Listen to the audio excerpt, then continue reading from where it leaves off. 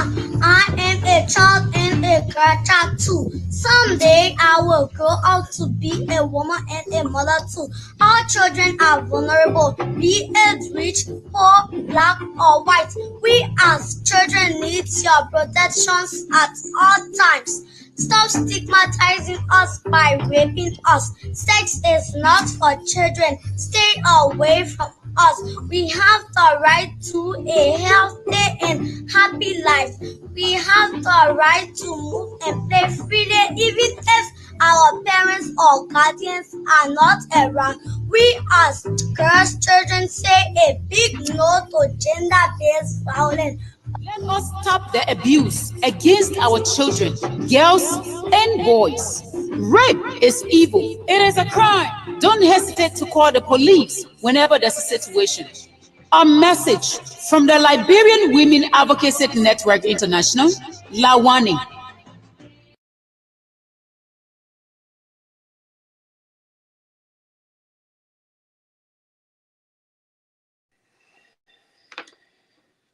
Hello, everyone. I don't know whether we're on Facebook, but let me try and see. Good evening to everybody, and welcome to the closing argument, the best show on social media right now, and that is just the truth. I would like to welcome you guys here. Ansu or Henry, if you're in the studio, can you come? Can you guys come on here? Ansu or Henry, if you're in the studio, come on.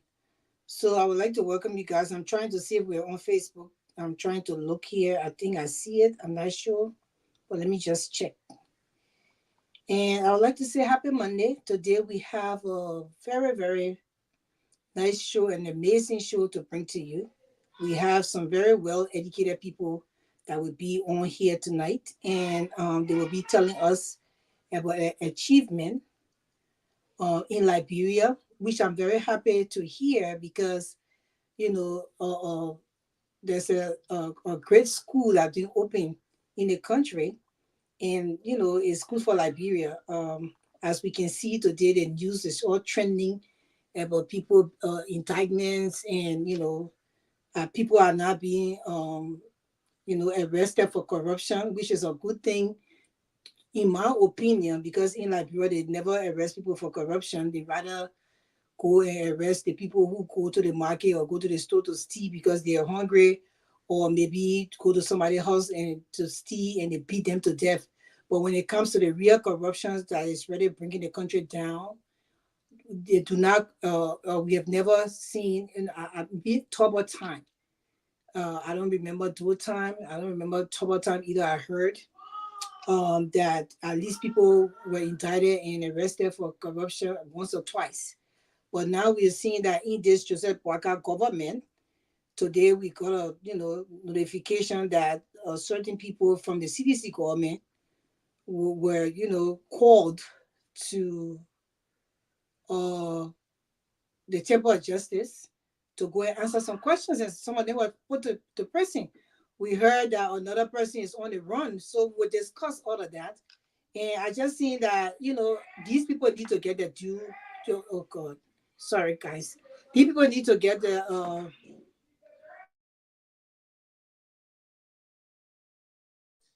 these people need to pay their they need to pay their dues. If they did the crime, they go through the court system and they are found guilty, they have to go to prison.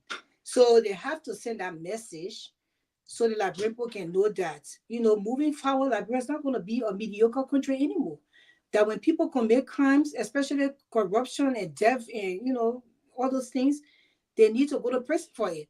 So we're really looking forward to this investigation with all these allegations level against these CDC or the last government officials, which we expected we had to have done when he came into power. When he came, he was supposed to make sure he go through audit and then indict the people that left a UP government or were in the government, or when Ellen Johnson was president, that certain people names were called for certain things. We wanted him to investigate that.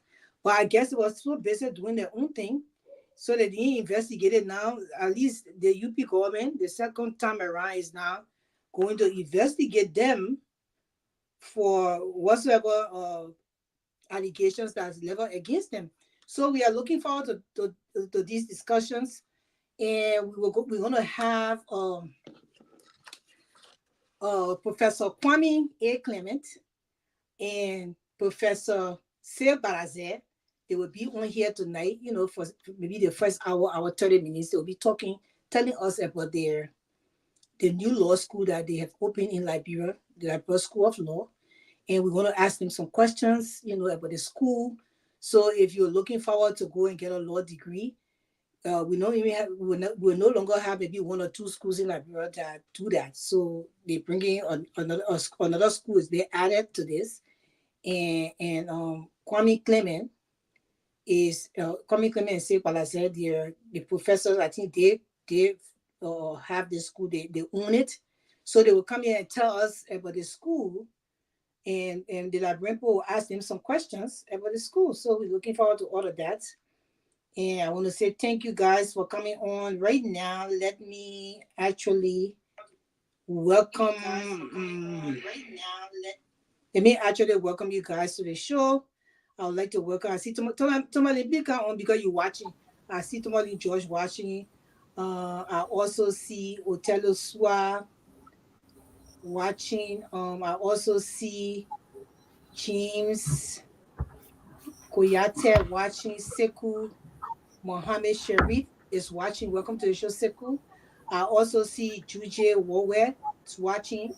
I see Otelo, so I call your name James. Oh, I call James name too. Honorable Dixon Doe is watching. Bill Sumpay is also watching. And I would like to welcome Dr. Henry Peabody to the show. I see Kwame in, but his video is off of that because Kwame will come in by 5:30. So we're just introducing the show right now. And I would like to say welcome to Ansu. Well, Henry, welcome back. You're from Germany. Good to be back. God. How was it? It was quick. You just went to Germany and you came back. It was amazing. It was just 3 or 4 days. So we went up there and celebrated with the Liberians there. We had Amara Kone, and we had the Assistant Minister for State, Mr. Marshall. They all came from Liberia, and Honorable Kone delivered a very powerful speech. But it was great to be part of Liberia and celebrating from a different perspective. But it was good, and a lot of the folks were amazed. They were very happy to have us there, and they appreciated us a whole lot for everything that we did on our show to promote them and everything. So it was well attended. We'll talk about that more, but I'm a little tired right now. But I just wanted to hop in with you until the other come, and then take it. Yeah, you can't be tired though. I know we don't get paid on this platform, but when you're doing this, you can just imagine you are making like $3,000 a year every 2 weeks. You'll be tired to come to work. No way. That's why I'm right here. I just came in. Soon I got home, took a shower, I came right on the show. That's what I'm here. Yeah. And I respect that. I really respect that about you, to tell you the truth, that you always here and you always start the show. And like when people, we need to appreciate him and people more because he always makes sure that he starts the show. He comes from work, hurry up. He doesn't even eat his food that his beautiful work cook made for him. He will hurry up, start the show quick while we on it. He will take a break and go and eat and come back. So people like these, we have to really just tell him thank you always for making sure that we bring, the news to the Liberian people. And we see Ansu in the studio. Ansu, your phone on mute, my brother. Yeah, I think my production team here. Is it Okay, perfect? so Yeah, I will see happy belated Yeah. 26 to you guys. To the other people out there. I had something you watch out for your live there in Germany. I said, wow, Liberians everywhere. We can find a little quarter. Non Liberians or so. We had a huge number in Germany. You talking about they're in the thousand. I'm telling you. Well, one thing I gotta say, I didn't spend a dime. Grace Ansu. I went there, and the folks who watched the closing argument, they were taking Mm-hmm. me places I couldn't even pay. We went on a tour of the Volkswagen factory, and they were buying me tickets. I'm like, please don't do this. They're like everywhere. I didn't pay a dime. I mean, the folks were just generous. One kid called the Bassa King. Man, that kid, I was so embarrassed because he would pick me up. He made sure 3 meals were available the 3 days I was there. He took me places and he said, "Look, I appreciate you guys to be watching you and seeing you guys, seeing you in person." We call him the Bassa King. Boy, Bassa King will talk more about you, but you guys were so generous. Every time I carry, I brought it right back. Can you imagine? Yeah. So, That was very yeah. nice. That's what I like about Liberians. To tell you the truth, sometimes when it just depends. Our people, we are very loving people, and I would encourage us to be loving to each other more. Although we love strangers more, but we kind of, I think we kind of getting with the program now. It's the 21st century. Your people are your people. When you meet us somewhere, we meet each other. We have to embrace one another. We have political differences. You believe in certain people, I believe in certain people. For me, I believe in myself. You believe in certain people, I believe in myself. We all can do that, but when we meet, we can get along. I went to DC, Peabody. Oh I wow. mean, the place was packed. I had to Wow. leave because I started like it was too much for me. The place was so Wow. crowded, and they did very well. I would say that for so many years, at least 6 years now, that place hadn't been that packed like that, and it was so packed. The people they did well to organize it. Although I feel that they could have done more if they tap into some of us who got organization skills who could help them, to be able to plan them more than what they did, but they did their best. But the Mm. program turned out so good. I went there to support my friend Christina Tier. She was there selling a lot of stuff. She had the most food of everybody, and she was selling, food made right there. She was making the food on the spot, and we were buying it on the spot. That was the Wow. beautiful thing about the whole thing. Yeah, we had a lot of fun there. I met some of my friends. I met one of our most. I think she's the best fan. I mean, she's the most watched person of closing argument. That's what I think. 'Cause every time, if I could even come on here, when I come on closing argument, I will see Winifred Smith on, and I met her at the DC, at the embassy, and she and myself were on from the mission together. Oh Oh, we wow. embraced one another. We were so happy to see one another. And we bought our food. We carry it to our cars. We put it in our car. Then we keep back for the celebration. And then Wow. yeah. So it was a beautiful time in DC. Yeah, It was. Winifred is a darling. She just a She good is. friend. Yeah. She's a She darling. is. She's been very receptive when we go to Maryland.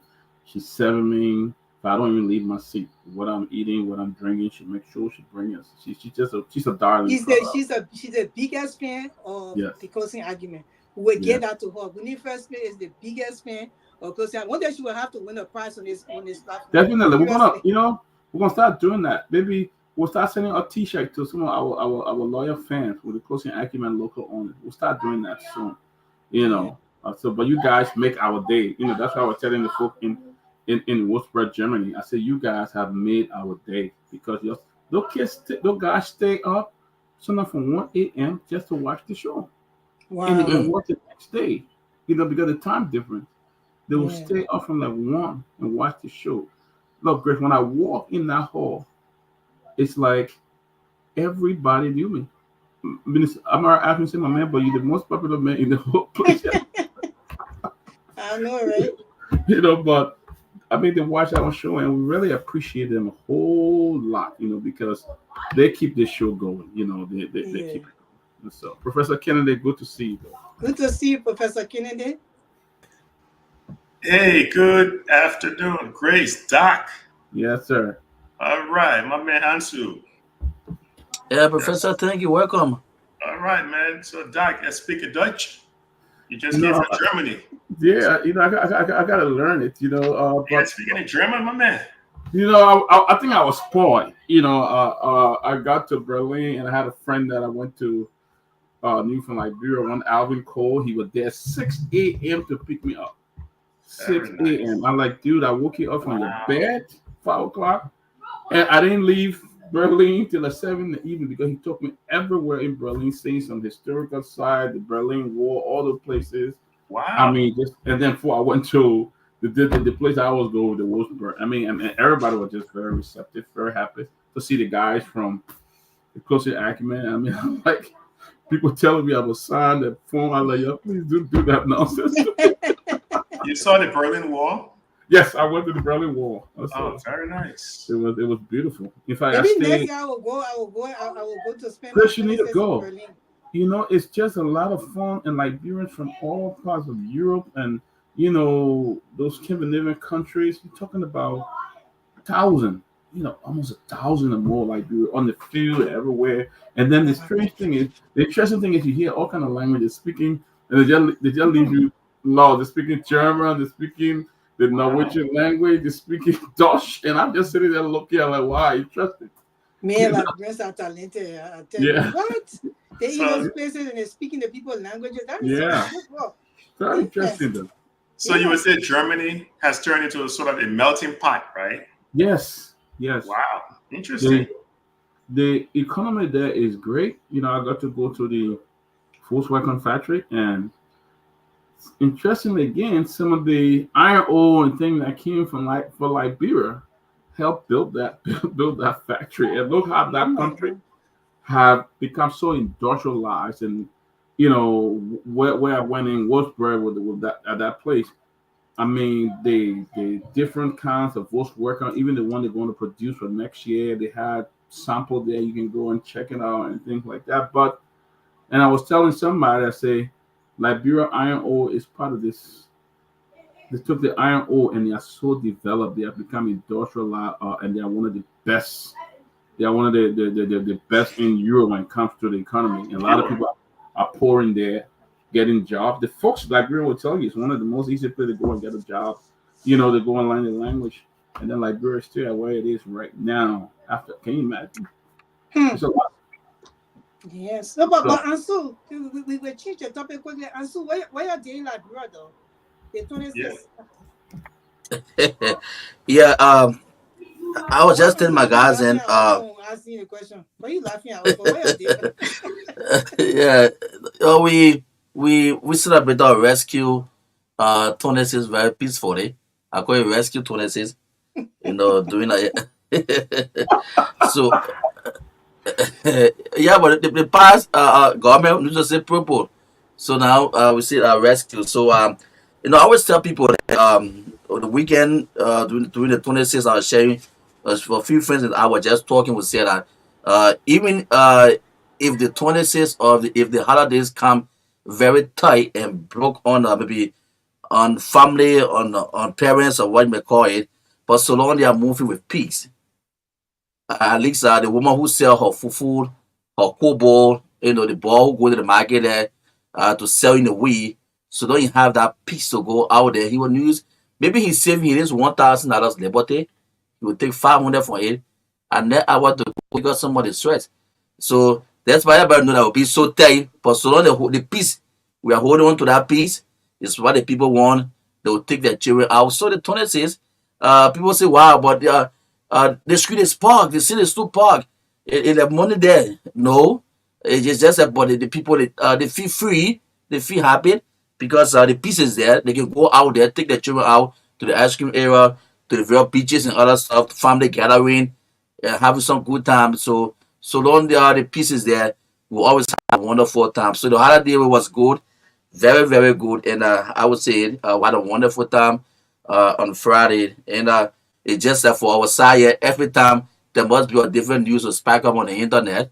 So we're coming to here the closing argument with the police boat issue, and then this former government official that got arrested again. So the entire internet got basic today again with Liberia story. Yeah, but the how you looking? The Grace, Liberian for you work. I think the guest is at the back though. Yeah, so we will now we will ask our audience to please share. Please share the video. Please share the page to your friends and different groups. We are now going to welcome our guests today. We're going to have Professor Kwame A. Clement. If you know Kwame, he's one of the newscasters that used to be in Liberia, but he has a whole lot of other things to himself than that. But people know him to be, working at the Liberia Broadcasting System back in the day. Kwame is Jewish. He went to school as a Jewish doctor, highest honor, George Washington University Law School, DC in 1989. He also have a BSc in economics, the University of Liberia in 1982. And you know, back in the day when they say University of Liberia or University of Liberia, we hope the school can come back to itself. And then for his legal and related experiences, he's a faculty constitutional law in Tulsa University of Liberia, Louis Arthur Grant School of Law, Monrovia, Liberia, from 2017 to now. She's a senior counsel, U.S. Securities Exchange Commission, Washington, D.C. He did that from 2008 to 2015. Associate Honor and Porter Law Firm, Washington, D.C., 1999 to 2008. Law Clerk Judge Carlos Lucero, U.S. Federal Court. That was in Denver, Colorado, 1998 to 1999. His other professional experiences, he's Director of Communication, USAID Liberia. He did that 2015 to 2024. So he's present. He hosts and managing editor, the African World TV, from 2006 to present, Washington, D.C. Director of News Liberia Broadcasting System, LBS, as I said, Monrovia, Liberia, 1996 to 1999. And broadcast journalist, LBS, Monrovia, Liberia, 1982 to 1990. I like Kwame claiming because he has my brother's name. I have a brother that name was Kwame Corentin, JB Corentin, from BWR School. He died in 1982 in a car accident. And I showed Kwame or Aaron Colley, one of them were able to break the news that year about the death. It was a car accident. So Kwame, can we see your face? I think you guys got to put me on, and do I have to do something? Yeah. Oh, we can see, but only seeing your light, so you have we to wouldn't see your adjust. light, we not see your Yeah. face. What I need to do? Put your camera down. Put your camera down so you can show your face. You know, I think, on your camera. I think the Yeah. balance is at the back too. Hey, Kwame, is there something blocking the camera? If you look on I don't know what you're using, but see if there's something maybe blocking it, like maybe over the camera lens or something, maybe like a paper or plastic or something. It looks like something is blocking it. I see the camera is here, right? This is it. So you can go back. You can go back. Cancel it and come back in. You have a circle on your camera down. You can turn that camera to yourself. Maybe you turn it away from yourself. That's why we see that light. So you want me to go back and come back? Yeah. Call one of your children in the house to show you the children who have smartphone. You say all the children gone. Oh, they're gone. Yeah. All right. But, yeah, you can. You guys can hear me though, right? Yeah, we can hear you, but it would be nice for us to see your face, brother man. It would be nice for us to see that face, please. Yeah. Yeah. So, But while you're figuring it out, you can put your phone on mute. Let me introduce Professor Balazer, my own friend. Yeah, okay. I'm not using a phone, so go ahead. Yeah. Okay, so I will just elaborate a little bit more on Kwame professional membership and affiliation. So he's part of the Liberia National Bar Association, New York State Bar Association of District of Columbia, Colorado State Bar Association. Then I will come to my friend, say what I said. I really respect him, man. I tell you, I respect him. Professor Balazer is his education background. So he's LLB/JD equivalent University of Liberia, Louis Arthur Grant School of Law, Liberia, 1989. He has a bachelor's in economics, University of Liberia, Monrovia, Liberia, 1985. I guess that's where he and Kwame met. I don't know. He would tell us the story. Then he has an MBA Risk Management Insurance, the College of Insurance, now merged with Maurice R. Greenberg School of Risk Management, Insurance and Actuarial Science, Peter J. Tobin College of Business, St. John University, 1993. He has a diploma in insurance, West Africa Insurance Institute from the Gambia, 1985. And he also has the property and casualty license, state of Georgia. So if you're looking for insurance broker, he has a license for property and casualty. So You have contacting people who watching. His professional experience, managing director and CEO, Active Insurance Company, Monrovia, Liberia, 2015 to 2023. Faculty Insurance Law, University of Liberia, Louis Arthur Graham School of Law, Liberia, 2016 to present. He's a lecturer in insurance law, the West African Insurance Institute, the Gambia, assistant vice president consultant, One Beacon Pro Insurance Company, Flemington, Connecticut, USA, 2008 to 2014. Also the program director, U.S. Rigs underwriter, Dallas, Texas, and Fairfax, Virginia, USA, 2000 to 2008. His professional and board membership, the Liberian National Bar Association, he's a member. West African Insurance Companies Association, past president. Active Foundation, Mauritius, former board member, 2015-2023. Professional Liability Underwriting Society, USA member. Medical, malpractice, healthcare, commercial insurance, he's a member. And we would like to welcome Mr. Kwame Clement and also my dear friend, Sek Badase, to the platform. I really respect this, but you know I like both people. I like both people too, but that's why you see my love for Professor Kennedy, Dr. Peabody, all the people they closing argument platforms are still both people, so I like them. That's one of my guilty pleasures. So we want to welcome you guys to the show. We want to welcome you. Do you want to give any opening comment, Mr. Balazer? It's coming back. Coming, where he will be coming back. Oh, okay. Yeah, so he's the president, so I didn't want to, steal his thunder, and then I'm the vice president. So again, just give an opening statement. You can say hi to your wife and your family, anything. Yes. So the closing argument, thanks for inviting us to your show. It's a pleasure. We've followed you over the last several years when you transition from spooning to the closing argument. So we closely follow you. But thanks again on short notice for inviting us to sit on your show. And we hope that our presence here today will have a conversation. We hope our interaction is conversational. And again, we'll be talking about the Liberia School of Law. Is the first law school private law school established in Liberia after 70 years. So we are quite excited. We face many challenges. We're told this is not possible.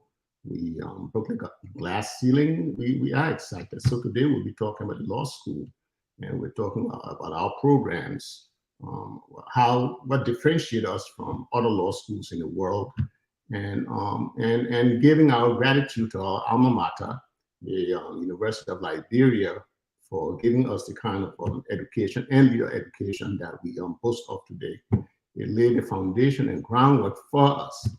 Without it, we at the Graham School of Law, we wouldn't have excelled in other areas, including the United States of America, where you have the greatest market. So LU did give us a foundation, but we thought this is time to have a second law school. Given the fact that 70 years ago, in 1954, when we at the Graham School was founded, our population was only about 1.3 million. And we're now talking about 70 years after.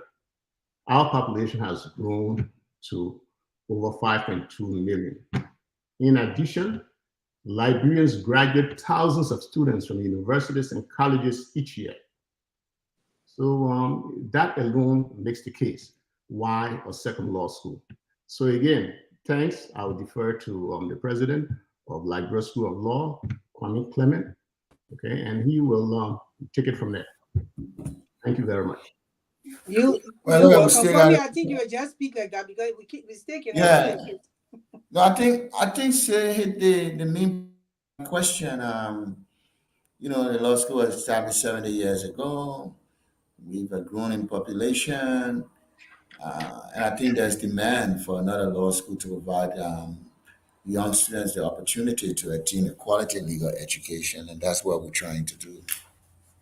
Okay, so my question to you before I bring Professor Kennedy and Dr. Peabody in, I will ask you guys, although I know I show you the two of you like brothers, but I want to ask you your vision, the vision, your mission. What inspired you to establish the Liberia School of Law? What inspired the both of you to establish it? What is the primary mission and vision of the Liberian School of Law? And also, how do you envision the school to impact the legal landscape in Liberia and beyond? Well, we say our vision mission is to offer legal training comparable to that provided by top-ranked law schools in the States and other parts of the world. And our mission is to train lawyers who are inspired to use their legal skills and knowledge for positive social changes. Um, Lawyers, they go to school, they invest their time and energy, their resources. So they expect to make a decent income from what they do. But we're hoping our lawyers would do that, but be inspired more to work for democratic governance and what we call inclusive development. Lawyers who can see value in working with civil society organization to promote more accountable governance. Lawyer who can see importance in working with media houses to strengthen their capacity as watchdogs of democracy. Lawyers who can represent the underrepresented. So we're really looking to train a whole cadre of people uh, who can give primacy to using the law to achieve larger ends that benefit society. So this is what has inspired us. And I want to pause and just ask you to think about this. We say we are a society governed by the rule of law, and that's what we are. Nobody more central to the workings of the rule of law than lawyers. Our system operates on the basis of laws. Lawyers are trained to understand, interpret, and execute the laws. And so they are in all facets of our society. The government want to come up with a new legislation, lawyers got to draft them. The government is thinking about entering into an agreement with a major foreign concession, lawyers got to be involved. The government is thinking, the government is prosecuting somebody, could put them in jail and take away their property or their life and liberty. Lawyers have got to be involved. Even our own lives, you want to establish a business, lawyer probably got to be involved. You want to take over the property your parents have left you, lawyers probably got to be involved. So, given the important role that lawyers play in society, we think we can play an equally important role in helping to train lawyers who are capable, competent at what they do, providing quality legal services. So, in short, that's what has driven us to this mission. Okay, so my next question before before Professor Kennedy comes is we know you from the media background, although you have all these credentials in law and stuff, but we know you from the media background. I know our grandma, I used to see you, this is Kwame Clem and the Action News. I used to like that. I would think that you are going the media way because the media landscape in Liberia is very poorly managed. So I was thinking about why did not look at the media side of things to open maybe a journalism school or school of journalism. Why the law school? Why another law school? Because the Arthur Grant School of Law is there, but you're saying that the landscape have grown, the population have grown, everything. But I was just thinking about the media side of things. Well, the university has got a media. When I went when I did the journalism, I didn't go to school to learn journalism. There was no journalism school at the time.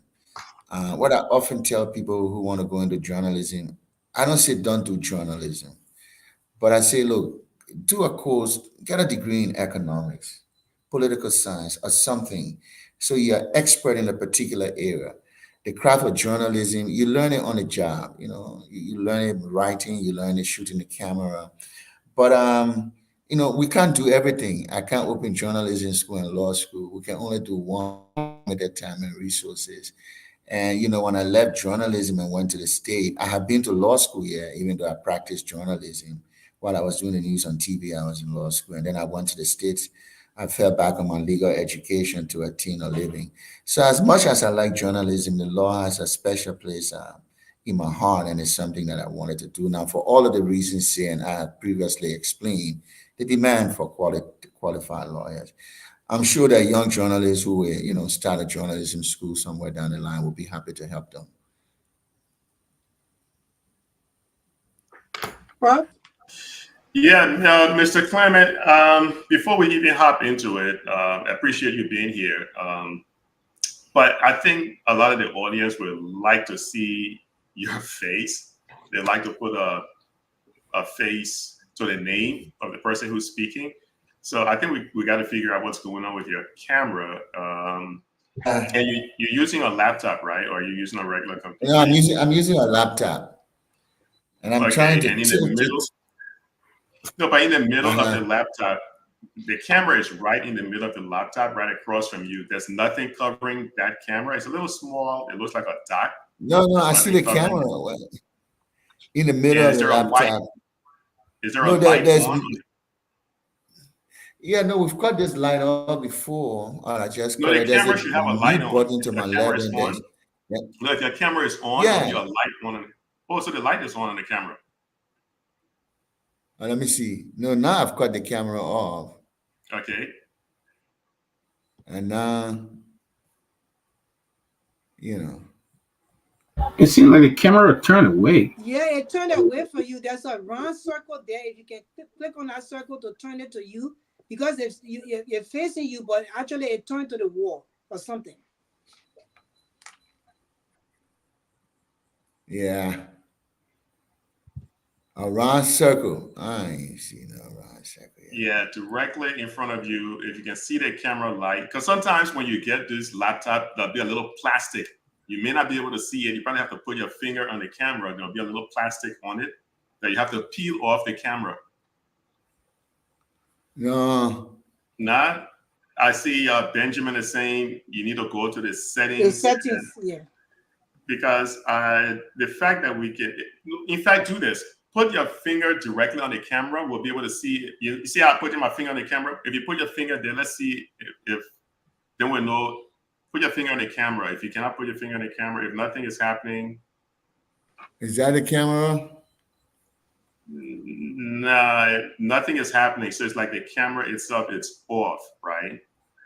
Okay. I'm sorry, so you need to go to your setting and click on camera or something like that. Okay. Yeah, because it becomes difficult for the audience to just listen to a voice. Because, in this day and age, Kwame Clement could be an AI, right? We're going to be talking to a... Yeah, man, your partner over here, Mr. Gladys, is laughing. So I'm just letting you know right now. Yeah, well, if you're talking about AI, the AI will be able to figure this stuff out. So. That's true, too. That's true, too. We have a solution. But, yeah, I mean, maybe you can even use the link. If you have a smartphone, you can probably even use the smartphone to connect. But it would be nice. It would be really, really nice. And because I'm a big fan of you and Mr. Balaze, I would like to see both you guys on camera so we can have this conversation, Yeah, seriously. Okay. But like they say in show business, the show must go on. But we're going to circle back while you're trying to work on that. And let's see if we can ask a couple of questions. So nice to meet you all. When Grace was reading your bio, Mr. Balaze, I was thinking time was going to run out because you have an extensive bio, my man. I was like, man, she's going to be reading this thing for like 15 minutes. We're going to be out here. But let me say this real quick. Why should I attend your law school as opposed to the current Arthur Grimes Law School in Liberia? What is your value? What is your competitive advantage that you guys are going to offer over the current law school that you said been around since 1954, if I remember correctly? Yeah. So, Kwame, you can come in and I can chime in after you. Yeah, look, I mean, the way we see this, we don't, there's room for more than one law school in this country. And we see ourselves as in opposition to the Louis Arthur Grimes School of Law. We think we can just provide an alternative, another opportunity for the vast number of students who may want to go to law school and may not be able to enter Louis Arthur Grimes for a variety of reasons. So we don't see ourselves as in opposition to them. I mean, there necessarily will be some competition with them because we're all in the same business. But simply put, what we want to do, we want to provide an opportunity where we can give students first-rate quality education by virtue of the learning environment we provide them, and also the first-rate caliber of faculty that we're offering them. We want to train them not only to be professionals in Liberia, but to be able to compete like I was able to do, go to the United States and compete successfully. We'll do something new. We'll be offering them the opportunity to prepare to sit the bar exams in U.S. jurisdiction like California that allow for students who graduate from common law school countries to sit the bar. We put them through a special preparation program. I did that. I sat the bar in New York. I'm a member of the New York bar, the Washington bar, and the Colorado State bar. So we know something about how to prepare students for that. That's the kind of innovation we want to be bringing. Our school, we also want to have our students have access to the latest legal research resources. So we put some money in investing into subscribing to the Westlaw database. The Westlaw database contains the largest collection of legal research resources, real-time access to Supreme Court decisions in the United States, to case law in the United Kingdom and countries of the European Union. We also give them online access to Liberian cases decided by the Supreme Court and the Liberia Court of Law. So that's how we want to look at this. Just focus on providing students quality legal education in a good setting, giving them top-notch professors, and equipping them to succeed at the practice of law here in Liberia and in the United States or other parts of the world. Very nice. Go ahead. If I can come in just to add to what Kwame said, you also talk about faculty and you talk about what differentiates us from any other law school in the world. When you look at our faculty, the list of faculty that we have so far, you will see that we have folks who have not just graduated from law school. For instance, on our team, we have the former Chief Justice of Liberia. He served on the Supreme Court bench for about 20 years as Associate Justice and as Chief Justice of the Republic of Liberia. So who can teach civil procedure better than the former Chief Justice of Liberia? And then when you look at our list, you see a legend like Peabody Warner, a commercial corporate lawyer. Not only that he is a member of the New York bar and that he went to Cornell University, but he has one of the best and largest practices in Liberia, law practice. And he's former dean of the law school. So then we have the legendary Tiawan Ngongo, human rights activist. He teaches criminal law and criminal procedure. Okay, so what's going to make us a better law school, or what's going to make us, in position to train lawyers who will be quality lawyers and be able to advocate on behalf of the citizens of our country and other business people in our country? Okay, and then we have another former justice of the Supreme Court, P. Gossi. He served as member of the Supreme Court bar. Okay, and we have two guys from Yale, Mandel and Lucas. When you look at their resume, they will be visiting professors at Liberia School of Law. You'll see that they serve as senior editor. Paul Mandel served as senior auditor of the Law Journal of Yale University. And when you look at Lucas, he also served on the Economic Journal at Yale University. And then, not to blow my own trumpet, but I'm a specialized attorney. I am an insurance attorney by virtue of not only education, by virtue of the fact that I have practiced the business in the leading part of the world. I did 8 years in DC, Maryland, and the Virginia corridor. The Mecca of financial services is in Hartford, Connecticut. I did another 7 years there. And I also practiced in the state of Texas, Dallas. So I don't only bring academic to the table, I bring operational, capabilities and capacity to the table. How is the business done? I have been on the operational side. I have served as CEO. I have served as being recruited in Connecticut as an executive. I've served as program director in the corridors of the Washington, D.C. area. So by virtue of my experience, I am an insurance attorney, and one of the best insurance attorneys you have in Liberia.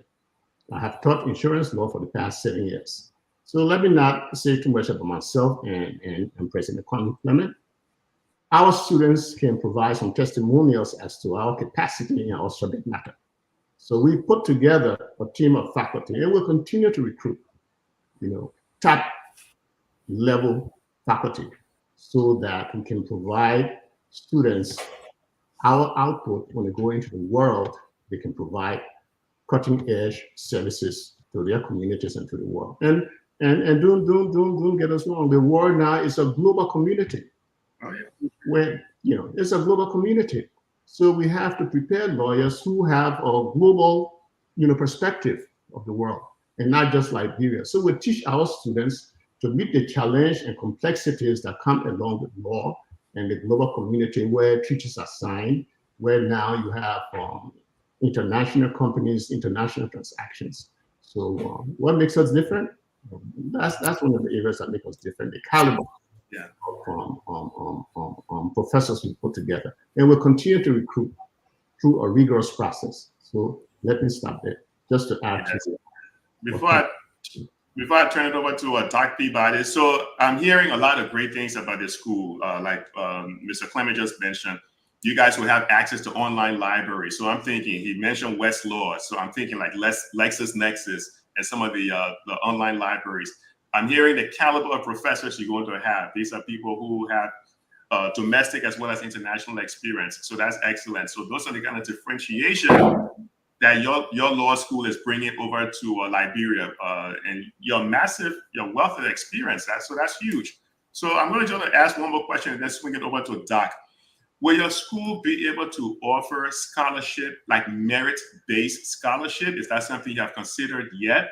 Or because based, the population, some people may not be able to afford it, people who have legal aspirations. Anything you can tell us about like scholarships to attend your law school?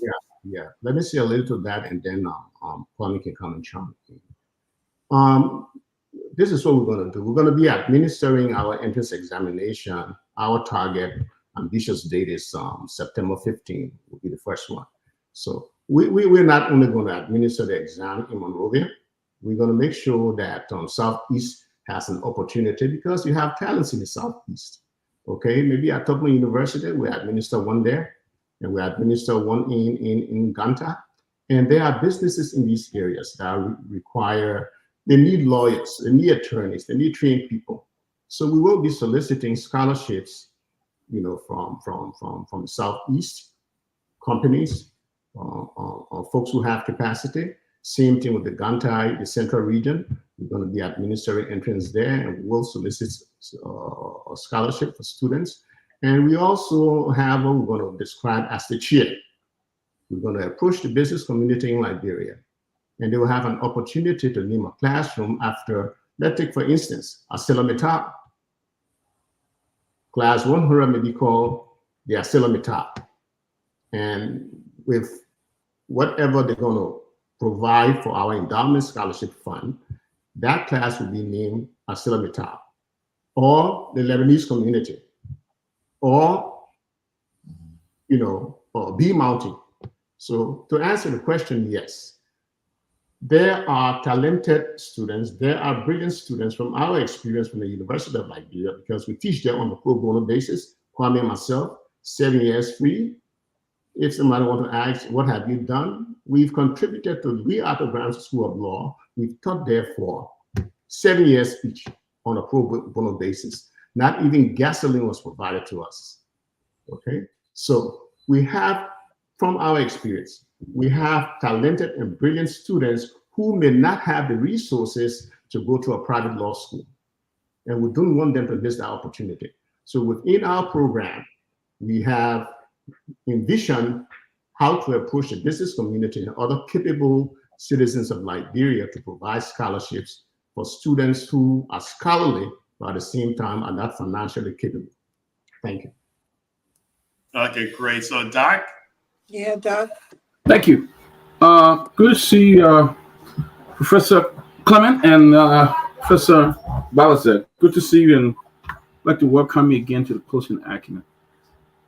My question to you, I'm not trying to in any way put down the Louis Arthur Graham School of Law holding down, but we have seen post-war graduate from the law school, and just reading from them and cases and things like that, it seemed like some standard, the enrollment standard, has been very poor. And I'm not trying to put them down again, but let me say, but I've seen lawyers post-war graduate that really don't even know the cases, don't even know the law, and sometimes it becomes embarrassing. What do you guys plan to ensure that people enrolling at your school are qualified, and when they leave, they definitely will have an understanding of the Liberian law and all of that? What do you guys plan to set that standard, especially in enrolling students in school? But thank you. But let me say this at the outset. I began teaching when I came back to this Liberia from the US after we all left for the war in 2015. And when I got back here, you heard the news that, oh, everything had fallen apart, school was substandard, students were not ready. And then I started teaching at the law school. And I would tell you, I was pleasantly surprised by the performance of many of my students. And I think they will speak the same. They're sharp, they're bright, they're driven, and they're ambitious. I mean, I can call names, Sedunye, Ashton, Gerald, Yakula, Mandan Toko. Let me Faustine. I don't want because you go use my leaves and name, but I mean, impressive students. Of course, like any school, some of the students I thought were not up to par. But I just want to say this for that.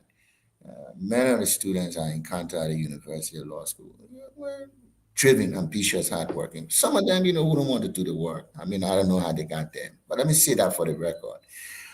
In terms of what we want to do to strengthen our own admission process, to enter our law school, you must sit a rigorous exam.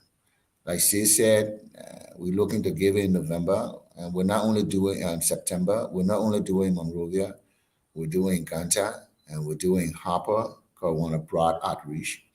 And so the exam will be a kind of screener. We want because we want to test whether you have the aptitude to be a lawyer. Now, if you can't be a lawyer, doesn't mean you're stupid. It just means maybe you got the aptitude to be a good journalist. You got the aptitude to be a good television broadcaster, a good footballer, a good musician. But our test is testing whether you have the aptitude to be a lawyer. And so that'll be a screener because our test will ensure that people who pass it, if we teach you, you will understand. You can go through our curriculum. So that's the first thing we do. And to ensure that we have a rigorous process. We'll also have an interview process for people who clear the bar. We're looking, for example, to maybe 150 people might sit our entrance, but we're not looking to enroll more than 50. Now, we might be able to do more, but our calculation right now, we might be able to do only 50. That tell you the kind of standards we want to attach. Of course, if the performance beats our expectation, we may get more than 50 in. But simply put, we will have a tough screening exercise through our entrance exam for who gets into our school. Then once you get there, we're going to put you through a rigorous program of legal education with the first rate faculty that we have. That's the only way we know how to control quality, how to ensure the people who put our lawyers able to perform well. All right, let me ask my second question here. Recently, I read about an opinion you wrote on the tenure position, and that was very excellent. But unfortunately, it seems like a lot of the officials, or even those in the court, the Supreme Court, did not follow what you wrote. I think if they had followed what you wrote, there won't be this issue of trying to interpret tenure position and other things. I mean, how how does your school plan to really prepare the students? Because I mean, let's be honest here. I mean, honestly, we're in a country where the law is there. Law is great, but people don't want to go by it. People even sometimes the Supreme Court kind of contradict itself sometimes in some cases. Uh, uh, so how do you plan in terms of making available the necessary resources that when kids graduate from this school, I can sit here and say, yes, this guy knows the law and this guy interpreting the law. What are some of the resources you guys would make available that these kids will have access to in order to be successful in this school? Well, in addition to the first read library that we've already said we'll have a curriculum that will put emphasis not only on teaching student theory. One general criticism of the law, legal education, is that it emphasizes too much theory, not much practical learning.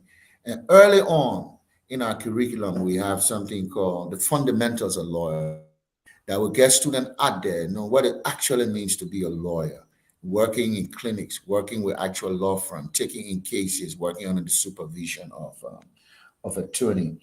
But the larger question you raise, um, about ensuring we have students who bring a perspective to the law um, that is looking, like I said, to use the law to achieve larger social good. Is this look? I teach constitutional law, and one of the points I do in my class is that we look at Supreme Court's opinion and we criticize them, not for just criticism, but we analyze them. We try to see where we think that, because the judges are not perfect. There can be one case and two judges come out differently. Yes, Supreme Court decision in the United States, three justices, one side, six justices, the same issue, they split. So we want our students, and we do it now. I do it now in my classes, and that's what we're going to do. You take Supreme Court decision, you look at them critically, you analyze them. Did the decision, we got to obey them as long as the decision. But we analyze, is that the right interpretation of the law? If you were on the court, is that the way you are going to rule? Why? Because the goal is to train them when they get on the court. And I tell them, you're going to be on the court one day. You're going to be a legislator one day. To get on the court, to use that awesome power there on the court, to issue decisions that are well-reasoned, well-grounded in the law, serve larger social purposes, larger public policy purposes, and where they disagree with existing precedent, given changing times and circumstances, they can articulate a reasoned view as to why those decisions need to be changed. So, put in short, that's what we hope to do, provide students the first rate opportunity for good education in terms of the resources they have, but also in terms of our teaching, challenging them to critically look at legal issues, critically examine existing precedents, and how those precedents can be better interpreted in light of changing times and circumstances. And just So to add to that, we'll do periodic law journal. Okay, every law school should have a law journal where the students are the one who are doing the analysis, writing the articles, and the professors are there to give them guidance. So in academia, we are protected. We are not politicians. We are there to create knowledge. We are there to do analysis. So certainly, Kwame started, and he's been doing some articles. I will do subject matter articles as well on a periodic basis with the help of students doing the research. So we will have periodic journal, and that's how students get trained. How do they critically analyze a Supreme Court's decision? How do they critically analyze a dissenting opinion? A dissenting opinion is important because in our lifetime, we have seen dissenting opinion we have seen opinions being overturned and dissenting opinion becoming the majority opinion. We can give several instances: changing circumstances, changing time. Roe versus Wade is a typical example. So yes, Supreme Court decision is precedent at the time, but can it be overturned? Yes. And we will provide our students the knowledge, the analytical skills, so that when they get on the bench and they see that there are cases that have been criticized and that were decided wrongly from their perspective, they can overturn it for the sake of justice. Thank you. Thank you very much. Robert Gagwa, welcome to the show. I will let you come in with your two questions, then I will come and ask another one. Thank you, Grace. Great to be on. Sorry for being late. Um, Mr. Cormac Clement, is a good big brother. I been privileged to interact with him. It's been a long time, man. So welcome to the closing argument. Um, Thank you, Robert. and it's great to see that you're still kind of involved. Your expertise in your area of studies are still needed in our country. But I want to ask you this question: what do you think it would take for a lot of these students that are interested in law to demilitarize and to some extent, like the pop just did it, put them in this mind frame of not just politics, but the true essence of legal practice in our country. Well, um, again, I think it's the ethos that we bring to this, and the ethos of our school. We can't control what students do when they leave our school, but teachers tend to have a lot of influence on their students, and we intend to use that to instill in them. And this is important for us. Like I said, we don't just want to create lawyers who go out there work in a big law firm and make money. Like I said, lawyers need to do that. The law school is expensive. It's 3 years after college. There's enormous opportunity costs. But we hope our students aspire to leave our school, and like I say, find courses they can champion that can have multiplier effect through the larger society. You know, I, are there is there a need for more pro bono work? Is there a need to tackle problem of pre-trial detention that keep prisoners in jail for a long time or seeing courts? Um, are there people who are victims of big companies? The many accidents in Liberia, poor people suffer accidents. They don't know the law. They don't have the opportunity to pay big law firms, and their claims go unheard. Can we train lawyers who will go out there inspired to work for those people, be more creative in terms of how they can structure the compensation? Um, can we train lawyers who will represent people in rural Liberia whose land have been trampled upon by foreign concessions illegally? Um, at the end of the day, to the extent we can train more lawyers who can get involved in that kind of work, lawyers who are helping media organizations, like I said, be more effective watchdogs, lawyers who are helping civil societies, lawyers who also find innovative ways of establishing new businesses that can create market opportunities for people outside the formal market sector. Uh, to the extent we can achieve that kind of thing, that would be the mark of our success. We love to see our lawyers working in big firms, working in government agencies, but to the extent we can produce lawyers who are doing some of the things that I talk about, that would be the extent to which we think we'd achieve the goal we set for ourselves in establishing this institution.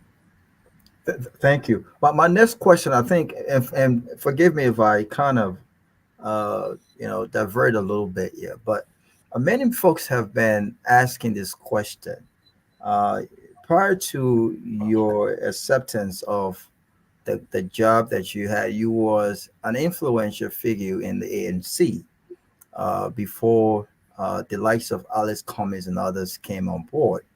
And there were lots of excitement with regards to your political involvement at the time. and then suddenly you accepted this job as senior counsel at the U.S. Security and Exchange. Here's a question. You don't have to get too deep in politics. That's because I know that's something you've done since the acceptance of this job. I personally still think that you have a lot to offer. I think that you are still a Liberian citizen. What do you say to those who still hope to see Kwame Clement return to politics in Liberia? Yeah, people like us, we broke our heart, eh? I can't. I can't talk about law school here. I got to talk about politics. Yeah. Just a little bit. Listen, Just tease them. I mean, a lot of folks they don't have the opportunity to ask you that question directly. They'll no, no, listen. it's a fair question, Robert. Yeah. Look, let me just say when we established the ANC, the thinking was we wanted the party. I think some of the same reason behind the establishment of the law school, we wanted the party to be a force for change in Liberia. We looked at the landscape and we thought there was an opportunity, room. We heard the same talk. People say, oh, the party, CDC, Unity Party, Liberty Party, what are you guys going to do? The same thing people say now, oh, there's a law school already, what are you guys going to do? But we thought there was an opportunity for another party, well organized, capable of articulating a vision for where they want to take the country. A party that will be oriented not against just speaking evil about the other party or pointing out the other party's fault, but about showing the Liberian people their own idea, the party's idea, the platform, the goal, how they can live Liberians out of poverty. And we think there's still a need for a party like that focus on policy. Yeah, a ton of policy, you may say, but policy that are well thought through and can be implemented from across the board. How do you tackle the chronic issue of intergenerational poverty? How do you create growth in a country like Liberia with the right mix of policies? And how do you fashion a healthcare system, that can bring much needed relief to Liberians across the country? How do you fund that kind of healthcare system? How do you devise an agriculture policy that resilience of our farmers, the energy of our youth? How do you find export markets for the products we produce? It's just a range of problems that can be tackled. And we're hoping a party that will focus on those kind of issues and articulate a vision for where the country should go. And there's still need for that. But, not all of us can be actively involved in politics every day. And let me just say this, the way to achieve some of the things that I'm talking about is not necessarily the true politics. It's about doing what me and Say trying to do as CNI, establish a school that can train students to go out there and be agents of positive change. So I'm in Liberia. The school one way is a way right now I think can be relevant to the country. We'll always be finding other opportunities to contribute to the country's development. But Thank you. politics. I'm sorry. The people I just wanted to say before I and Mr.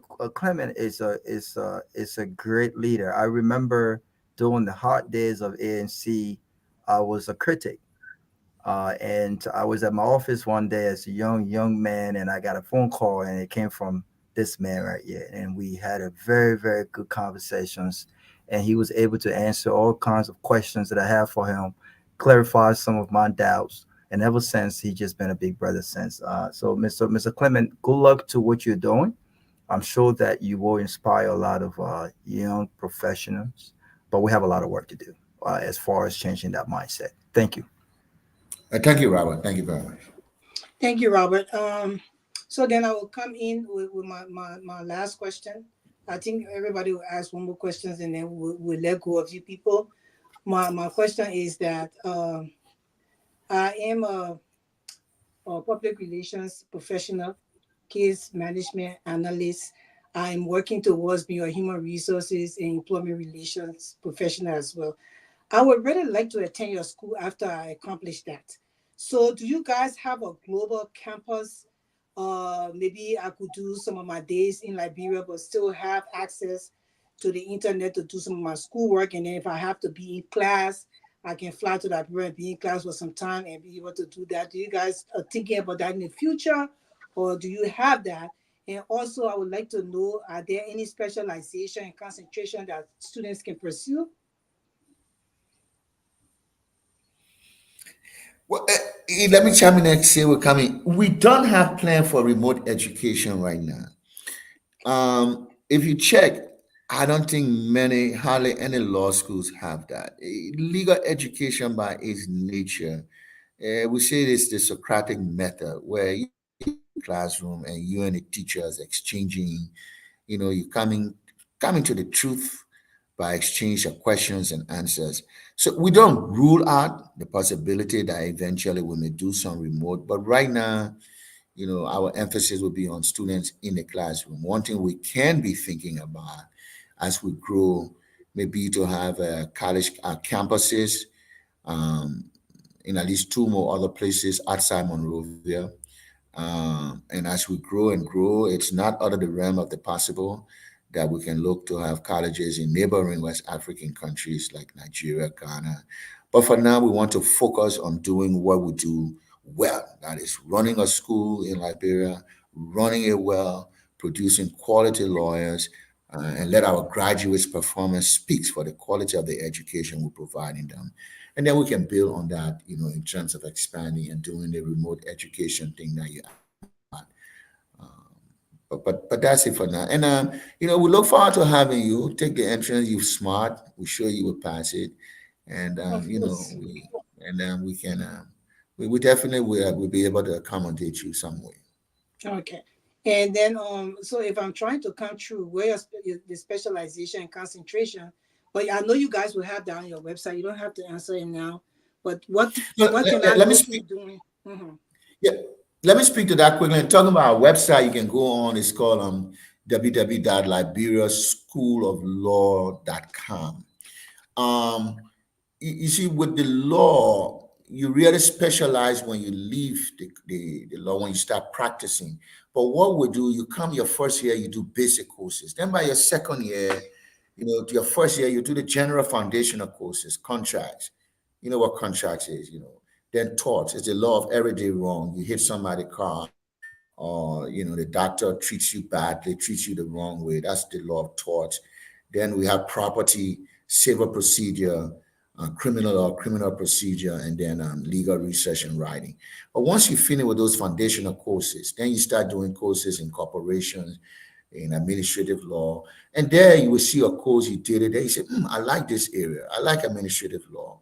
And then maybe so you put more attention to it and you do courses related to administrative law. And then when you graduate now and you start practicing, you practice administrative law, you develop expertise and specialty in that area. But we'll be offering, maritime, we have a maritime course for people. Liberia, Liberia is hard on maritime. So you do that course if you want to get into maritime. Safe course, insurance is a good course. If you think you want to specialize in insurance when you leave law school, that's a course you want. And other elective courses we have. But that's the way it works. By the time you finish your first year, you've done all your foundational courses, and maybe you want to be a corporate lawyer. Then we advise you to do corporation. It's a course called corporation. And we advise you to do related courses like partnership and agency and maybe securities. So that it helps you when you leave the school in the area of, say, corporation, if that's what you want to do. So yes, even though there's no actual specialization in your first law area, but we'll be able to work with you, given your interest, and shepherd you towards doing courses that will help your specialized interest when you leave the school. Say you want to chime in there? I think you adequately addressed the questions. That is well, I was well informed on that. Thank you so much. Professor, you can come in with your next one Yeah, question. Then we'll go to Peabody. Thank you so much, Grace. Two quick questions, Ms. Banze. One of the closing argument panelists wanted me to ask if there's some opportunity for you guys to incorporate some of the customary justice system that we have in the country. Is there an opportunity? Are you guys considering adding some of the, the traditional means of justice as part of your curriculum? Well, again, there's a course on comparative law And in that course, all the different legal systems will come into question, and they will be discussed and analyzed. And within that course, of course, the customary law, how it clashes with our legal system. And we have a dual system where we operate side by side with our civil law, and then we don't completely ignore the customary law. So yeah, in our comparative law course, all of those issues will be discussed, addressed. But it's a function of the legislature to decide which way to go as to whether to fully incorporate customary law. Some of them are already incorporated into our legal system. But again, it's not the law school to do that. What we can do is to expose the students to the various types of law so that they can have an analytical understanding of how they operate. Okay, great. Yes, my second question. Go ahead, Mr. Clement. Yeah, and say nail it. And in addition to our comparative law course, we also have a course on traditional legal systems in Africa, which should expose our students to traditional, customary laws in Liberia and the rest of Africa. Then we also have a course on the British common law in Africa. A lot of our law is based on the British common law that went to the United States from Britain and then came here, understandably. But this course will explore, and then all former British colonies in Africa, the British common law. But this course will explore how the British common law has functioned in those countries alongside the traditional African legal system being strong in those systems, and how the two are reconciled. So yeah, we have a range of courses. Our comparative law course, as I mentioned, our traditional legal system course, and then our course on the history of British common law in Africa that will provide an opportunity to look at, the modern legal system we have and how they operate alongside our traditional customary legal systems. Very nice, very nice.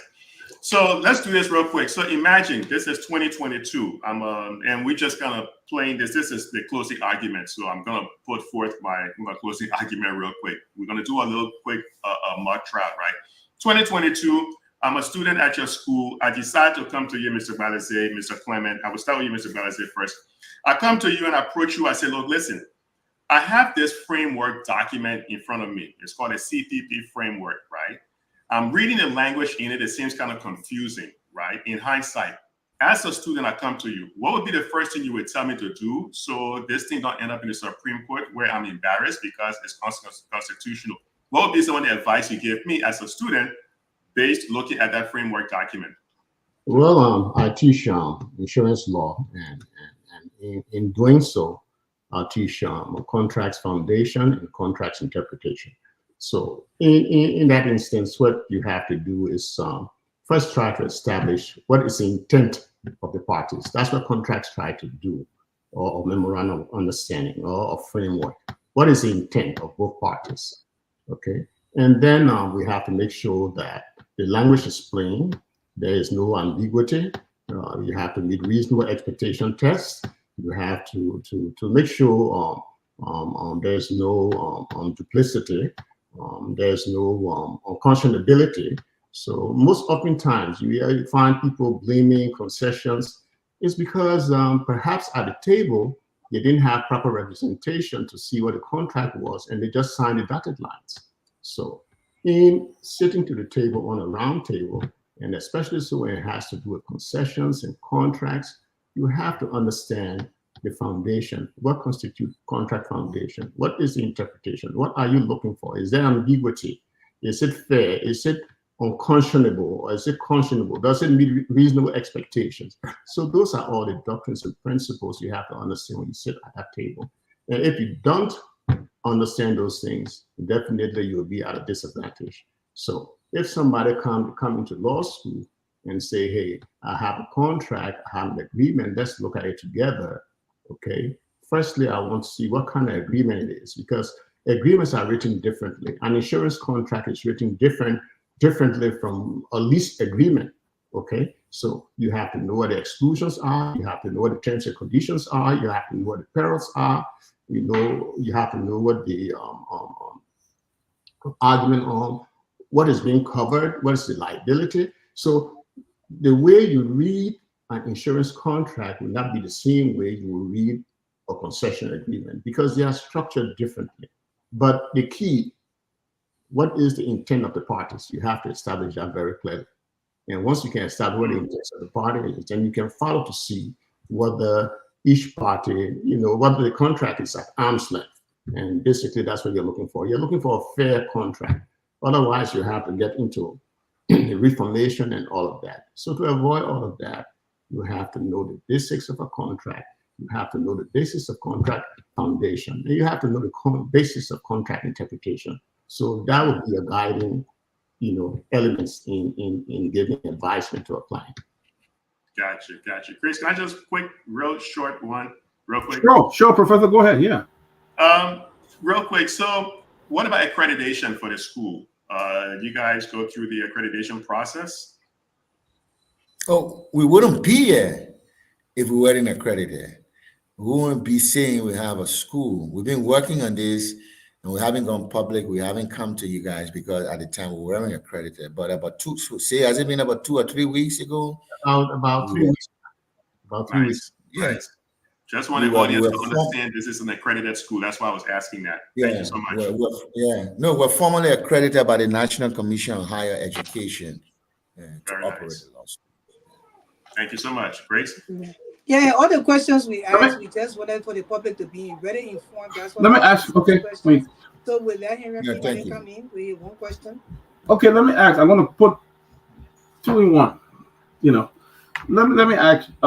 My question here is, you guys are very smart. You've been in the legal system in Liberia for a long time. What are some of the problems you identify in our legal system post-war Liberia? And secondly, we know that starting a school is expensive in getting prepared. People looking at the website, I was just looking at it. What would it be talking about in terms of finances, how much they have to pay to enroll into the school, including the entrance, examination, all of that? What can they be looking at, people who are thinking of enrolling in the school? What was the first part of your question? First part was, what are some of the challenges in our legal system? All right. So you want to start? I can. Well, yeah, I can just say, the thing with the legal system is an adversarial system. There's a plaintiff, there's a defendant. In most instances, there's a winner, there's a loser. Is the loser going to be happy at every instance? If even the ruling is not favorable, in many instances, no. In many instances, they would turn to blame the legal system. I'm not saying the legal system is flawless. The point I'm making is parties that case go against, are they going to look into the facts and look at the law and say, I think, this case was ruled based on the law? Are they going to accept that? In many instances, that's not the case. People don't, accept defeat, happily. So our system is an adversarial system. So there will always be an unhappy party. Okay? Doesn't mean that the legal system is perfect. No, it's not. The law is based on interpretation. So what could be acceptable today, 10 years from now, because of changing circumstances, there may be a judge who may rule differently. And the good thing is, we have to go through an appeal process. If you're not happy with the circuit court's decision, you have the right to take an appeal. At the Supreme Court level, they're going to look at the facts, they're going to look at all the legal arguments that were made and make another decision. So are there flaws? How can we, make the legal system better? By producing more quality lawyers that have clear understanding of the law. And then we'll also have, we'll be big on legal ethics. Our job is also to teach legal ethics. What are ethical behaviors of lawyers? We can, as Kwame said earlier, all we can do is to impact knowledge impact the ethical, guidelines. And we'll be left with each lawyer to go out there and practice what we have taught them. So there are challenges in the legal system, in our judicial system. Some of the challenges may be political, some may be legal, some may be lack of resources, because we still have magistrates who are not law school graduates. And it happened at a time because there was inadequate number of lawyers in the country. So we had, instead of letting certain jurisdictions go without lawyers, we had to make do. Say, hey, now we can establish a 1-year program, train magistrates who are not lawyers to go and serve, communities that do not have magistrates. So is that a challenge? Yes. Do they have full understanding of the law? To some extent, but they are not lawyers. We still have some magistrates who are not lawyers. So yes, there are challenges.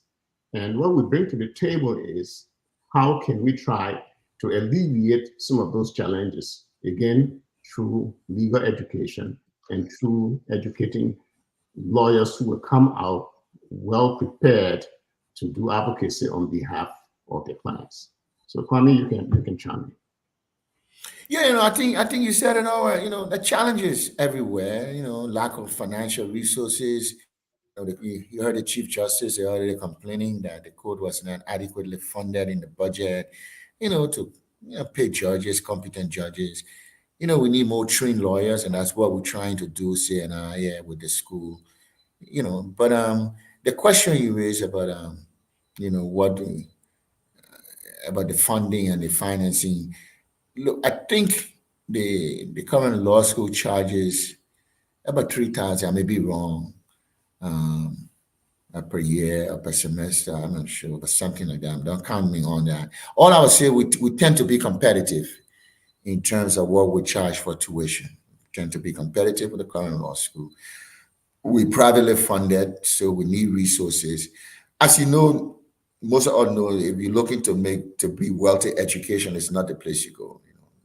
It's not surprising that many of us tend to make more money than our teachers. Um, what we're looking to be is to be sustainable.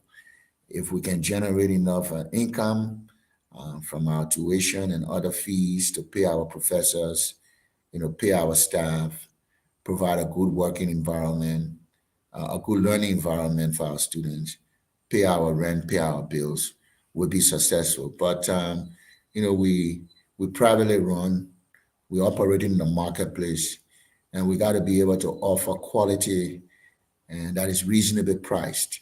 So we haven't thought it all through, but I would simply say that we will be price competitive with what is currently on the market. Okay, thank you so much. I would like to welcome Chichu Jones to the platform. Alex, if you want, you can ask him your question, and then we let them do their closing. If Robert doesn't come, Okay, yeah, go ahead, sorry. Alex. Yeah, I can ask again. I really apologize for being late. This is such a, so please, I beg your indulgence. There's no disrespect. I just had other, engagement. Um, but again, I really commend you guys for coming together to set up this law school. And Kwame and I think years back we spoke occasionally, and I'm a big fan of his, a very brilliant man, and as well as Mr. Bazer.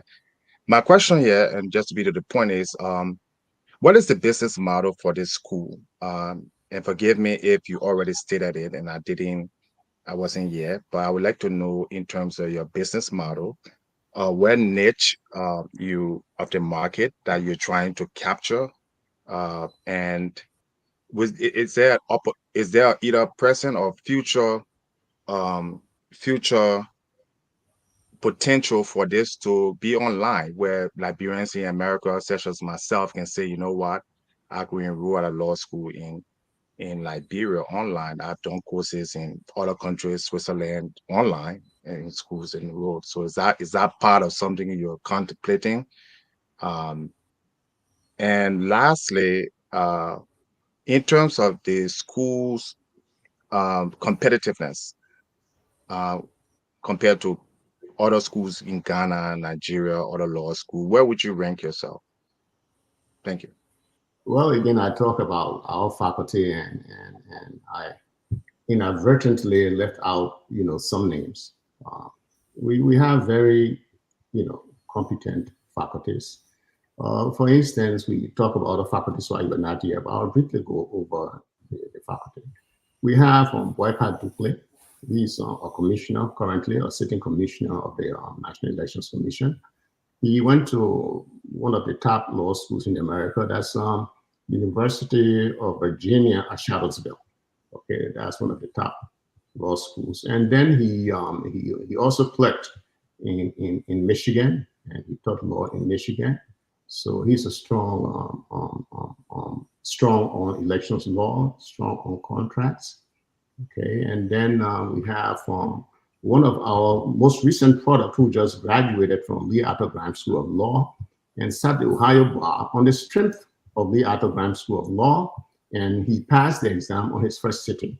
So he will be coming in. He now has earned on LLM, a master's degree in law. So he will be joining the faculty to help us to teach fundamentals of law and legal writing. So our strength is in our international. We have a broad background. So when you look at our faculty, we are not only Liberian trained and Liberian schooled. We bring an international perspective to the table. We have worked in the West. Okay, Kwame has over 15, 20 years experience working as a lawyer in the States. I have over 20 years working in professional areas in the state, especially my area of specialty. Okay, and we have Charles Sonwabe. He's currently practicing in the DC area and the Philadelphia area. So he has a lot of experience. He went to a top law school in America. So again, how are we going to be competitive compared to other law schools in the world?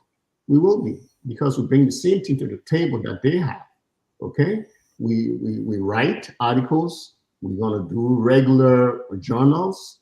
Okay, periodic journals. We're going to do law school journals. We're going to take Supreme Court decisions and being protected by academia and analyze them.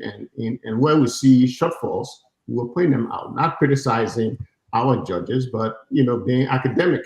So again, the other question was, what is your niche?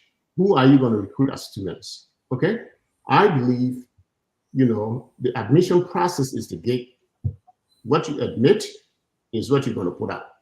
Okay, if you admit talented students, you will put out talented output based on the preparation that has been given them. So we do not have if we will have a target niche, the niche will be talented students who are law school materials. And for those who are talented and do well in our admission LSAT examination, our responsibility will be to find scholarship for those students to make sure they are admitted into our school. Business model, we are private or institution. We do have partners. We do have shareholders. Again, Kwame also answered whether we're going to extend into online education. That may be in our future. For now, our teaching method is instructional and on Socratic basics. We come in class and say, hey, Robert, Guar, brief the case. And we expect you to have briefed the case yourself, where you present the facts. You let us know what the issues are, what the Supreme Court ruling is, or lower court ruling is, or appeal court ruling is. And then if there's a dissenting opinion, and then you act as though you are the dissenting justice. So it's very interactive. So most law schools are not online. Most law schools are, in person. So we can rule that out. But for now, in our beginning, we will stick to in person until at a later date when we see that it is feasible to be able to do that and be effective at the same time. So again, that's what we'll be doing. Thank you so much for for all the questions and also your response to the questions. We would like to say thank you for coming on. And I would like to give the both of you some few minutes to do your closing. And within your closing for me, I would like you to add, how are you funded? Because to open a law school in Liberia, it takes, I mean, it's a lot of money. And I'm not trying to ask you, you know, like your income or what's about. Are you funded? Do you have other people that actually funding this with you? Can we buy shares? Yeah, let me start and come with close. You know, coming and say why, you know, unfortunately, they have not left us because we have been jobless for the last 10, 11 months. So when you say how you're funded, how are you funded? You know, when it comes to resources, it's not only in terms of money. We did have to put some money into it, but time. Kwame and I have committed the last 9, 10, 11 months to making this happen. Okay, certainly we do have some partners. Kwame, myself, and some few other folks in the States. Okay, we do have some partners. So that's how we're being funded. Are we open to sell shares to other folks? So far, we have 5 partners and we've operated with the 5 partners. If in the future there's a need to bring more people in, we will do that. But we are being funded out of our own resources and our own commitment to time, including our partners from the US. We have 3 partners in the US. So Kwame, you can come in and chime in and add on to what I've just said. Well, no, I mean, you said, I mean, you know, we're not getting money from the government, so we got to get money from our own pockets and people who willing to take the risks. You know, you hear about all the time risk taking, and this is the first time I really appreciating what it is, because we had to take the risk of leaving. I had to take the risk of leaving the job I don't have an income. Take the risk of putting in some of my money into this, putting my time into it. We say going to some other people, asking them to put their resources into it. And when we started doing this, all of that, we didn't even know we we're going to get approved. So what, you know, we had to invest in a facility that a commission will come and see and say, oh, this is a good place you can teach people. But we had to invest in it, we had to rent it, we had to furnish it, not knowing we're even going to be a commission. That's another risk we're taking. But again, we fester in this, we're driven by it. So we're not afraid to take the risk. If it didn't work, it didn't work. But if you never try, you never know. And like I said, you know, you never, if you want to look into make quick money, education is not the place to come. If we can generate income to pay our bills, pay our teachers, provide a good environment for our students to learn, and you know, and make small return for ourselves, we'll be very happy. But we're driven to do this because of the passion we have for the law, and for one thing, there's something else we're hoping to do here besides just running a law school. Saying I hope that we can run the school in a way that we can show Liberians how you run an institution professionally, efficiently. And so I'm proud to say it's generally us, myself, and few Liberians here, 1 or 2 in the States, and 1 or 2 others who are working this. But at the end of the day, besides running a law school, Guar Law School, we want to run an institution that speaks to the capability of Liberians, that can be an exemplar for other Liberians, not just doing law school, but how you set up an institution, how you run it professionally, how you run it effectively and efficiently, how you set standards. And those are the kind of things we're hoping to achieve with this law school, things that money really cannot buy. It's difficult to put a price tag on. Well, we'll say thank you for coming on, and I see that this is your passion, and also you're doing it for love of country, and I respect your work. And a lot of people texting me now, telling me that they will sure be attending your school. They will want to come there, and because most of them were planning to do law anyway. So at least it was good that you did the closing argument tonight. You can say your parting statement, and then we can let go of you people. All right, Mr. President, you go, and I, or you are close. You're close. You both say I'll wrap up. You go and wrap up. Yes, so I can go. Again, I will extend thanks to my wife, my family for the support. Being without a paying job for the last 9-10 months, and she's being supportive to help us make our dream come true. And to close friends who kept us in their prayers. A very close friend of mine, to her. She's a sister. She's been very supportive. She's kept me in her prayers as well. So many thanks go to her. And to my partner, Kwame. Sometimes I wonder, Kwame, when you conceived this idea, why did you come to me? Why did you think I would be a good partner? So again, I say thanks to Kwame for trusting me, for believing me, and choosing me to be a trusted partner. So again, to the closing argument, this is our first show. Thank you for giving us the opportunity to open. And then, I'll pass on to Kwame to close it. Thank you again, ladies and gentlemen. Yeah, well, thank you. And let me say thank you to you, all of you guys here on Closing Argument, for giving us this opportunity and for hosting a very fantastic show. And let me say thanks to my family, my friends, and to say thanks to he wonder, when I thought about this idea, the only person I spoke to outside my family and some potential investors was Say. I knew Say in the States, and we worked together on a group called the Liberia Development Group. And when we started, we were not actively involved. He was a voice of reason. He was telling me, my man, don't put all your money the ANC thing. And so maybe that was in the back of my head, but I was looking for somebody whose temperament that I could work with, who had the smarts, the drive, and she came to mind and my experience with him, and I have not regretted partnering him. So I want to say thank you to him, and I want to say thank you to Liberia generally. And I mean this not in a corny kind of way. I'm a product of Liberian government public schools.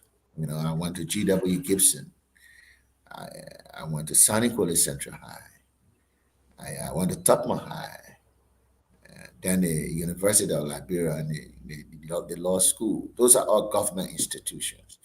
That gave me a first-rate education that allowed me to go to the States and compete and success level in the practice of law.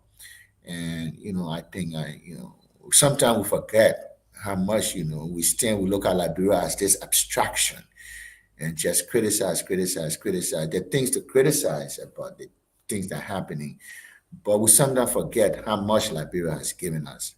And for me, I think I owe a lot to this country. I say all my education was Liberian government. And so I want to say thanks to the country that produced me in Liberia. And I think what we're doing at CNI is our way of giving something back to this country.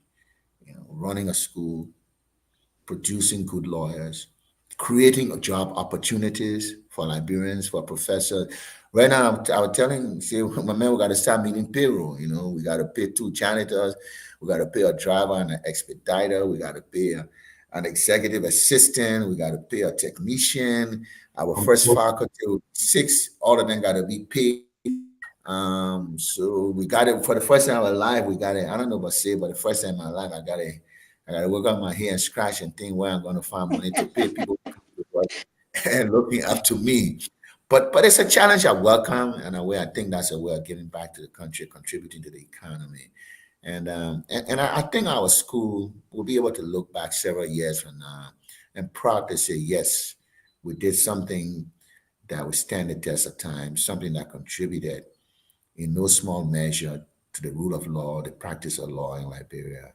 And I think it will be a good legacy for ourselves and people who know us and for our country at large. So again, thank you very much for the opportunity. Thank you so much, Mr. Palace, and also Mr. Clement. Thank you. It was very good having you guys on the show. We hope you come back and tell us more after some time about how far your school will be going. I will be coming to that school. I want to assure also. I got to get some law degree. Yeah, I have to. So thank you so much for coming on. Thank you again. And www.liberiaschooloflaw.com. www.liberiaschooloflaw.com. Y'all go check up the website. That's Then correct. you will see, you will have all your answers there. But y'all, thanks for coming on. It was good to having you guys on here tonight. Goodbye. So we are about to talk politics. We are about to, except I want John Aussie politics, I can stay here. So they're running away. No, we'll come back. We'll come back another day. Okay, Grace. we'll be expecting you, Kwame. Okay, Grace. Thank you, guys. You're welcome. Okay, bye-bye. Yeah, thanks for coming. Also, as soon as Chuchu and Robert Gagwa and myself left here, everybody else, when it's time for the people to talk about both business, they don't run away. When it comes for politics, everybody, that politician, like everybody come to talk about politics. But this was a very informative session we have right now, an hour, 30 minutes or 2 hours. And I hope you learned something from there. But they said, I was looking at the news today, and it said that Ben Bako, the honorable man, L. Ben Bako, he's looking for Samuel Twe. As you can come in, did you hear the news today that they have a lot of names out here? The Republic of Liberia, by through the Ministry of Justice and the Liberia Anti-Corruption Commission of the City of Monrovia. They are the plaintiff. And then they say versus Samuel D. Twe, former Minister of Finance, Development Planning, Councilor Yanati Twan, former Acting Minister of Justice, Stanley S. Ford, former Director of Financial Intelligence Agency, D. Mose P. Cooper, former Controller of Financial Intelligence Agency, and Jefferson Camo, former National Security Advisor. They are all defendants. The Liberia court looking for them. They said they were indicted for some financial misuse of money. So I wanted us to talk about that today. What do you know about that, Alex Jones? Yeah, thank you, Grace. And I really had to join the show, like you previously said. We're talking about opening a law school, and I think that's a great, fascinating thing for Liberians. So I had to come on. I wasn't scheduled to come on, but yeah. So you are right. When it's politics, everybody want to come on. When it's minister, everybody want to come on. But with all these kinds of things like law school and business venture, the country will not go anywhere. But as far as your question, yes, I think Samuel Twe, and along with several members of the Joshua administration, are under investigation for different aspects of economic crimes. In fact, I was reading today in the front page where I think somebody's already been jailed. The Solicitor General, former Solicitor General, is now in prison or in jail, not prison, for corruption. Well, my take on it is that there's been a lot of corruption in Liberia from all the governments. Okay, the only reason why people have not been arrested or jailed is because of bad leadership. The presidents of each administration tend to take a take a blind eye at these horrific crimes. I think someone recently said at the World Economic Forum that corruption kills. That's money taken from a child who's sick. So it should be treated just like any other crime, murder, rape, or anything else. And especially when it comes to high-ranking officer in the government, we see that they never ever get, even when they admit or they are caught. I remember under early administration, several individuals were not just accused, but evidence were provided. They even resigned for corruption. They were never put in jail. They were never. So I'm happy that, maybe because of the international pressure, maybe because Joseph Boca not getting any of his project, maybe because he was recently embarrassed by the little girl orator, quote unquote. So they want to show some leadership. So with me, it's fine. So long you're doing the right thing. When you decide to do it, how you do it, it doesn't really matter. But that's a step in the right direction. People who stole from government should go to jail. Should be held accountable. I agree. I agree. Look, I really applaud Joseph Parker. You know, you and myself on the platform, the people know us that we say the truth no matter what, you know, regardless of whatsoever. We are going to come here when something is right, we say it's right. When something is wrong, we say it's wrong. For me, my focus is Liberia. I put Liberia first in anything. I wore my t-shirt. I think I was the first to put that on my t-shirt a month, as far as I know. I put Liberia first any day when I went to that first march in DC. That was on my t-shirt, Liberia first. More than anybody, know the country comes before anything else because that country is where we come from. We want to see the betterment of the country. And for us, our generation, everything was taken away from us. Everything. And we live, some of us living as some of our friends living in Liberia, they are not finding their way through because of the corruption of the people that get in the government. They don't know how to control themselves. These people come into government in less than 5 years, 6 years, they become millionaires. Some of them got a $1 million house here in America. Their children go to private schools while we work in America, pay taxpayer money. Our children go to public school. So I applaud Joseph Nima Boaka. I applaud this old man. I applaud him for what his government is trying to do. We need to hold people accountable for when they do something in our country. Not only the lay people should always suffer for stealing and doing things out of the way, but the people that are in power that are supposed to make sure the law works. When they get there, they do their own thing, they should be held accountable. And I read, they said they are hereby commanded to arrest the living bodies or Samuel D12. But I never saw them arrest Samuel 12. I don't know whether he's in the country or he left the country. Something's going on, but they never arrested him. He made a whole Facebook post how the government is witch hunting people. The government is not witch hunting nobody. You were in power for 6 years. There was audit on the books before y'all got there. Did y'all hold anybody accountable? Y'all did not hold anybody accountable. Instead, y'all sat in the government, in the positions, and started stealing quick. Yes, I said it. Y'all started stealing quick. And that's the reason why today Joseph Boaka government is holding you accountable. Because if y'all have paid attention to your jobs and y'all were doing and looking into the audit and auditing the government and auditing the people, auditing the HOR and the Senate, y'all will have been able to put some people to books and make sure that these people go to jail. Y'all did not do that. Y'all have so many incompetent people. See, DJs there, y'all can come for me tonight. Y'all have so many incompetent people in the government, and that's the reason why y'all couldn't even audit or even do any due diligence to the Liberian people to make sure that people who need were on the books for corruption that y'all said they were doing when y'all were running and yelling all over the place that they will put y'all in power. Y'all did nothing. So y'all started accumulating wealth. Some of y'all got rich over there, y'all bought houses in different countries, and we happen now that Joseph Boaka saw the light and he came in there. And that's the reason why now he paying your due diligence. He paying due diligence to make sure that the others that he met on and the others that they are doing right now, the people names that are being into the others and they fund them with any kind of little, discrepancies in the work that they do, they will hold them accountable. For once, let somebody go to jail for corruption in Liberia. That's what we are saying. For once. So we will applaud the government when they do good, we're telling them they do good. When they do bad, we be the simple and kind and telling them they do bad. Thank God we got side. Our side are like We don't, Grace. We don't. yeah. Actually, our side is the Liberian people side, where it Thank you. benefits Liberian people. And you're absolutely right. When George Weah took office, Ellen Johnson administration was one of the most corrupt administration ever. In fact, John Molu said it, who was the most capable, qualified person to speak on that topic. He was Auditor General.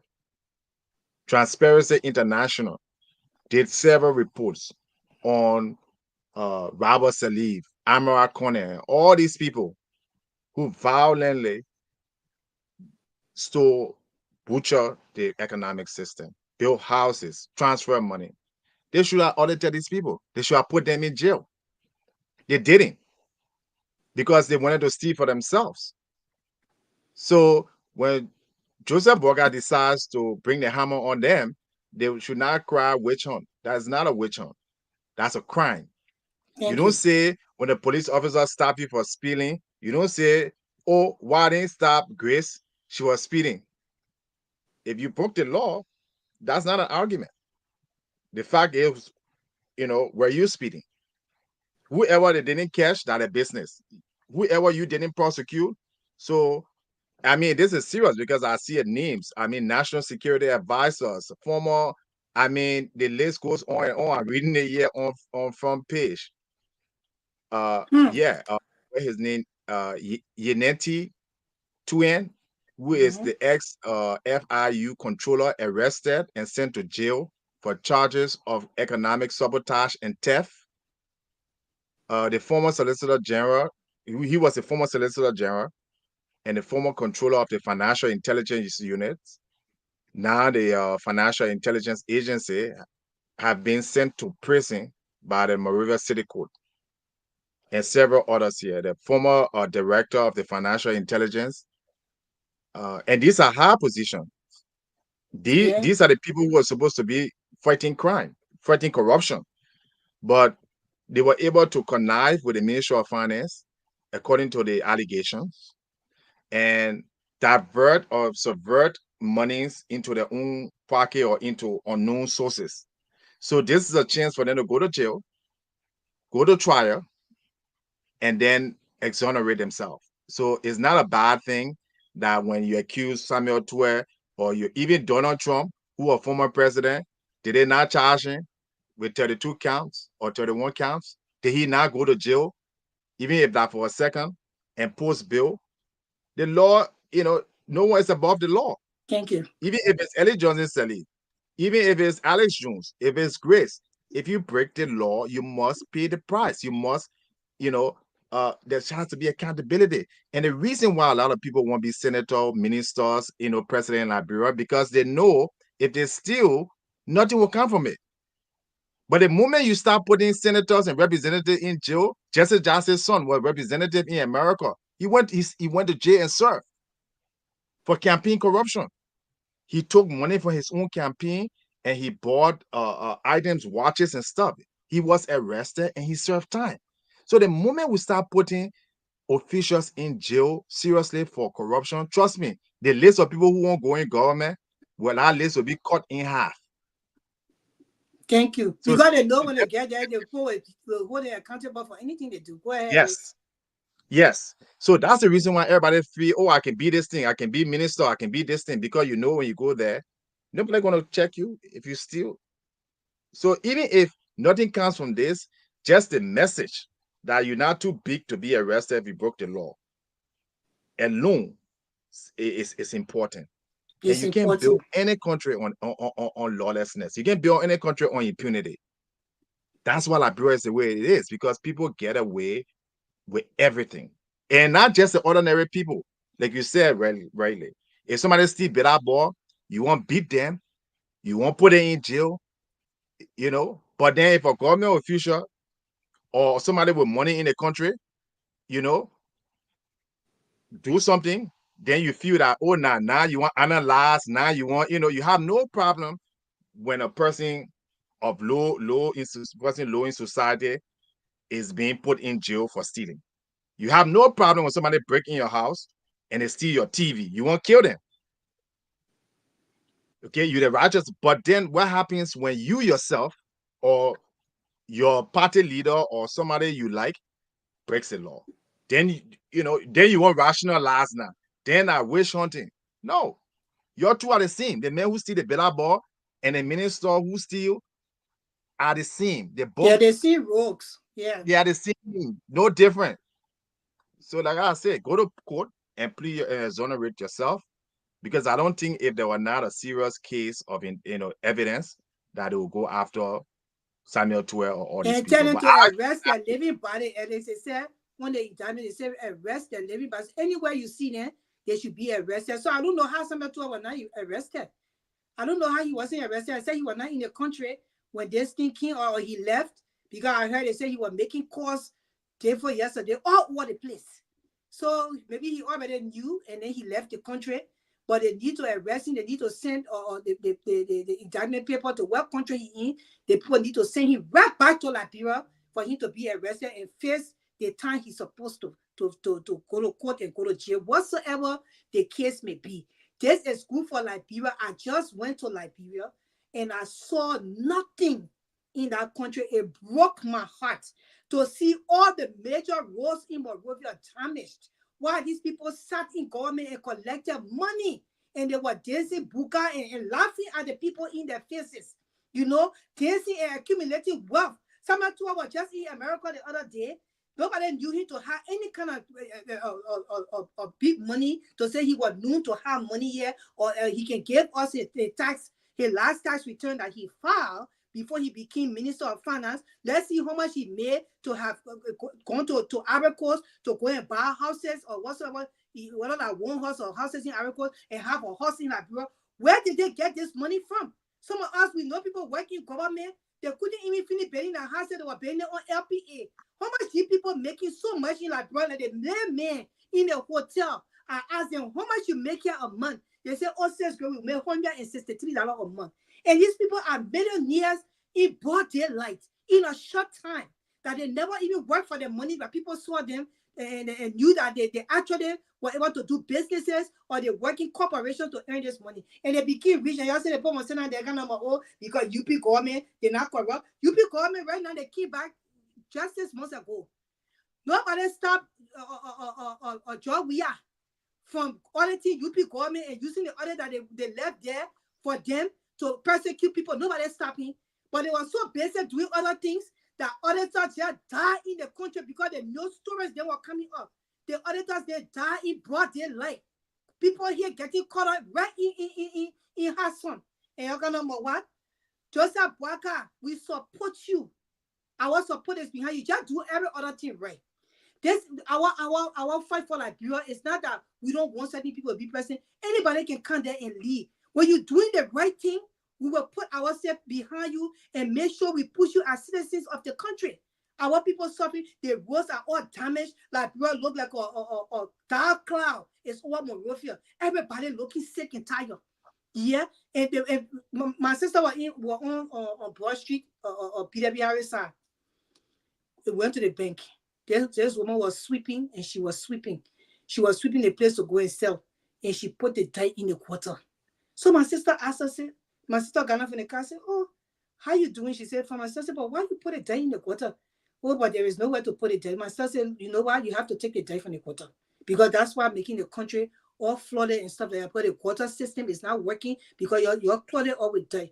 So she said, okay, she started taking the dye. The boys then that were around, they started clapping for my sister for making her to take out the dye from the water. But you think if the government were paying the employees that are supposed to be in those areas to make sure those people don't put the dye in the water, the dye will be in the water?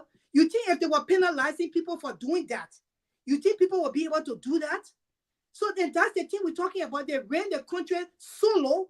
The CDC government, that's what they did. Ran the country solo, put the people in, and they decided that, you know what, we accumulate wealth in 6 years. And that's exactly what they did. Joseph Boaka, the government, Joseph Boaka government, UP government is coming, the government of, in fact, not UP government, the government of Liberia. Our government, because any government that get in place is our Liberian people government. The government, whether we voted for them or we vote for them, once they get into power, they become the people's government. Our government will hold you accountable for monies that were taken, and they don't have any substantial documentation to prove what this money was used for. They will hold you accountable. So y'all get ready. Y'all cannot do nothing to the country. When y'all try, and also Joseph Boaka, he deploy army people to the airport. He don't waste time. The papa don't waste time. They say the papa is slow, but you know that you don't take mess. The papa he wasting no time. So we are happy this is happening, and we hope that more to come. Liberia has to be a good country and a great country one day, and we are seeing the signs now with this government that is in power. Unless you can come, you want to talk, you must say, we need a shot to nail. Oh, really? Where Gagwa? Gagwa disappeared? He disappeared, my dear. Okay, anyway, I will help you out here. No problem. Yeah, so I'm reading here, and he issued a statement stating fellow Liberians, partisan and friends and families, today the politically motivated witch hunt has been officially launched against my person, calling for my arrest over the last 6 years. I have been a major political target and have faced falsely devilish accusations, spanning from a so-called $25 million mop-up propaganda through the $16 billion concoction to so many other fabricated, intended to blenishing my reputation and derail my political institution. Okay.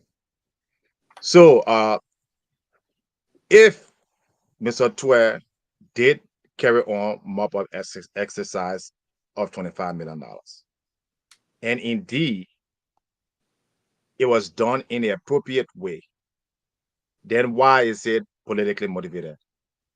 Why is he saying that a government does not have a right to charge him for something that he done under his responsibility? You know, it's not witch hunt. As finance minister, you are entrusted to managing the country. If you take a decision to take $25 million of the country's money and give it to money changer on the street with no record, with no informed process, okay, you are culpable. You say you went to George Washington, you have an economics degree, right? They didn't teach you that in a position of trust, you are culpable for your actions. You are. That's why I question all the time some of these people who say, oh, I graduated from this school, I do this. How is that not politically motivated? You have no record to show. You have no clear, there were no independent investigation to say that clear you that all the money that was changed, it was changed through the rightful means. First of all, it is unprecedented and wrong for a finance minister for a country to take money and change it on the streets without any record. That's what the central bank should be doing. So first of all, what are the first thing? Just for that one alone, you're supposed to go to jail.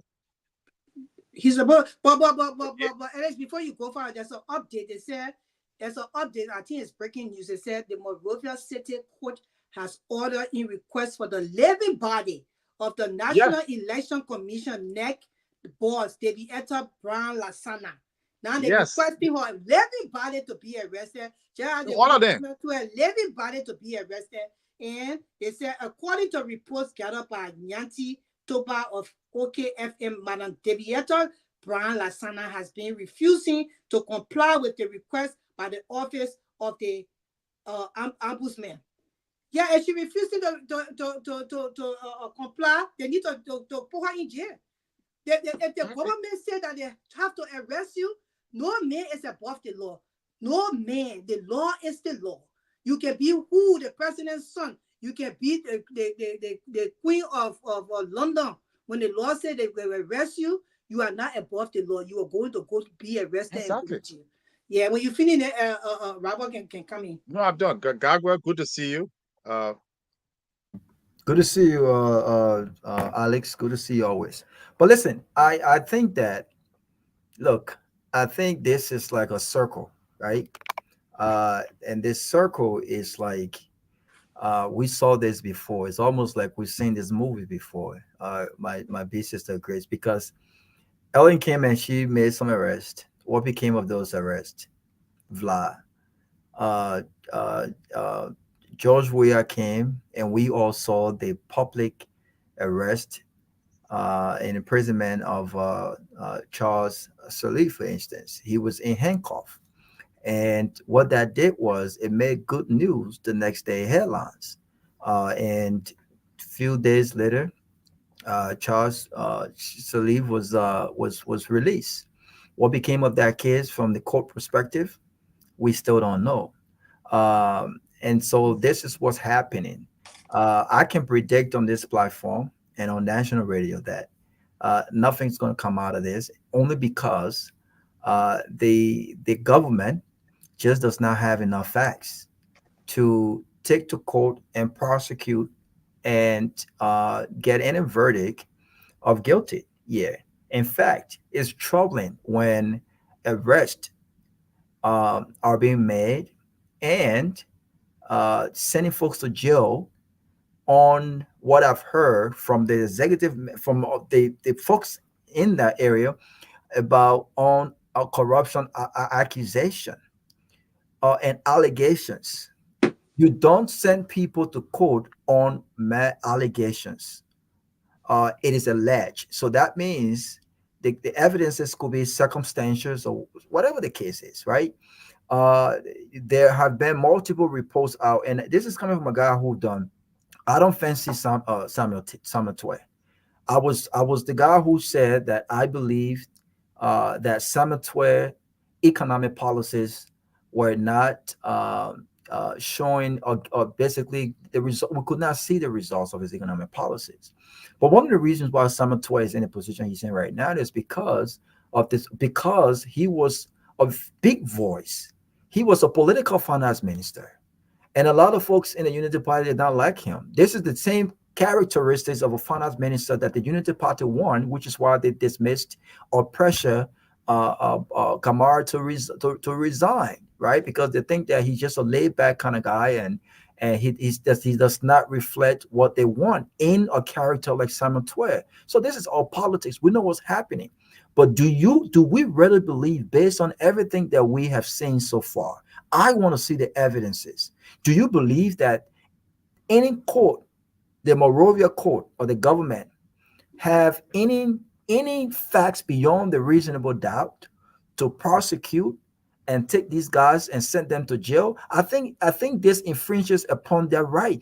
Why are they going to jail? Even if are you joking me, Robert? For you to no, Chris, I want you to tell Chris. me when I'm done. I want you to tell me. Yeah, you need to hurry if up so we can tell you, because we don't want you to say that on the public radio, because we know very well the government will not just indict these people and ask them to arrest their living body if they did not have any substantial proof on them scamming money and embezzling money from the yeah, government. but there's a thing. But listen. Then guess what? I want to challenge the court then to put a writ of arrest out for the president, which will never happen. Right, because this very government said that the president broke his houses down on the 9th Street, and he used the Liberian people money to build those houses and renovate those houses. We have not seen a single proof with regards to that. But I will say this: if there are any government, I frown on corruption. I think corruption has hurt our society, and this is the reason why my position here is that our government have been massively corrupt. But again, corruption did not start in 2017. In 2017, corruption will not end in 2029.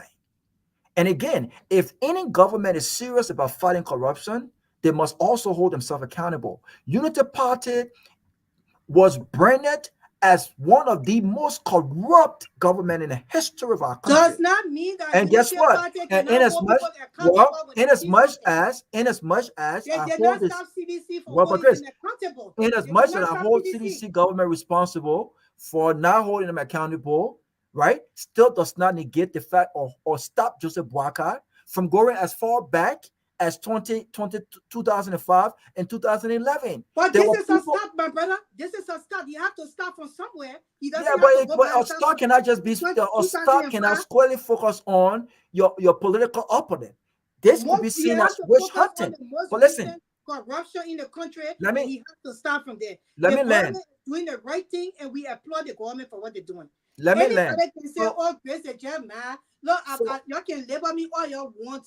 Your citizens and your rest of your people. I work on my job for 12 solid years. If I was somebody who would get angry, I would not be on my job, because my job, it takes a lot of patience to do the job that I do. And I make good money doing it.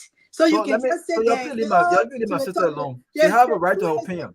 They treat high Liberian people so much, and we are here. We are different Liberians, and we'll sit on the platform and we'll say the truth to power. Joseph Boakai had to start from somewhere. The most recent corruption starts first, and that's why. Let me land. They are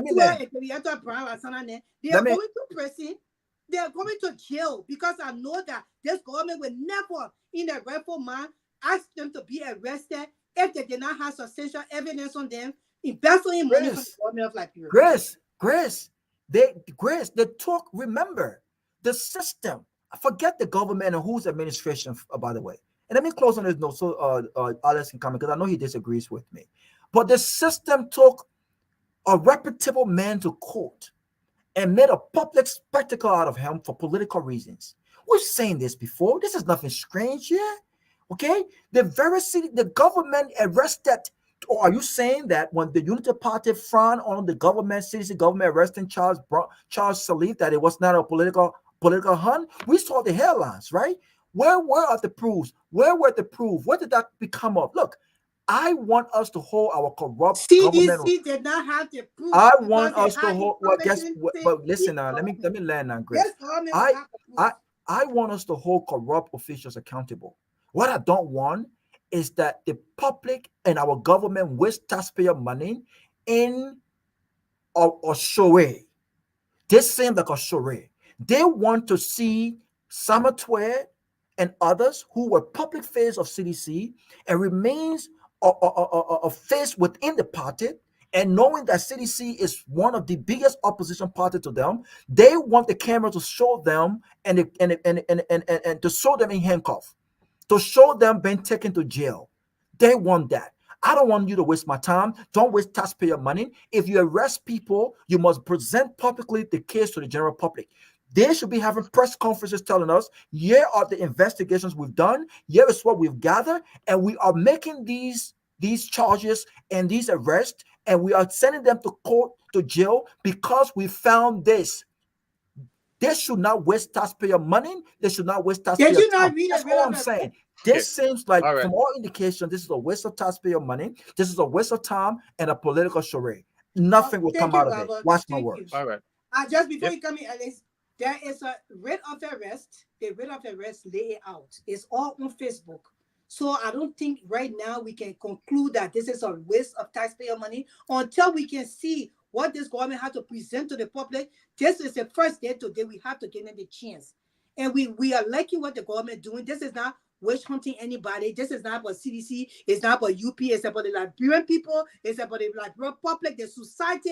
The people have been burned up for many years. Their children have suffered. Some children die in the process. We need to start holding corrupt leaders accountable in Liberia. And if United Party government start it, we will applaud them. You can come in, Alice. Okay, so Robert, let me say this to you, okay? I'm not a lawyer, but to get any degree in America in business, you got to study law. You got to study at least the basic of law, because in business, you got to create contracts, you got to, stuff. So for the little that I know, okay, I can tell you, first of all, it's not the government that approves wherever allegation. It's the court. I think CFOs are trying to tell you the last time. It's not law. It's not like an emotional thing where you feel and where you don't feel. If the courts believe that there is not sufficient evidence, okay, the court would throw that case up. But the government and the Solicitor General has the right to present the case and issue the rate. It doesn't mean the person has to go to jail. All the person has to do is to pay the bond, go before the court and pay the bond and wait for trial. When you refuse to do that, that's when they issue your arrest, called a bench order.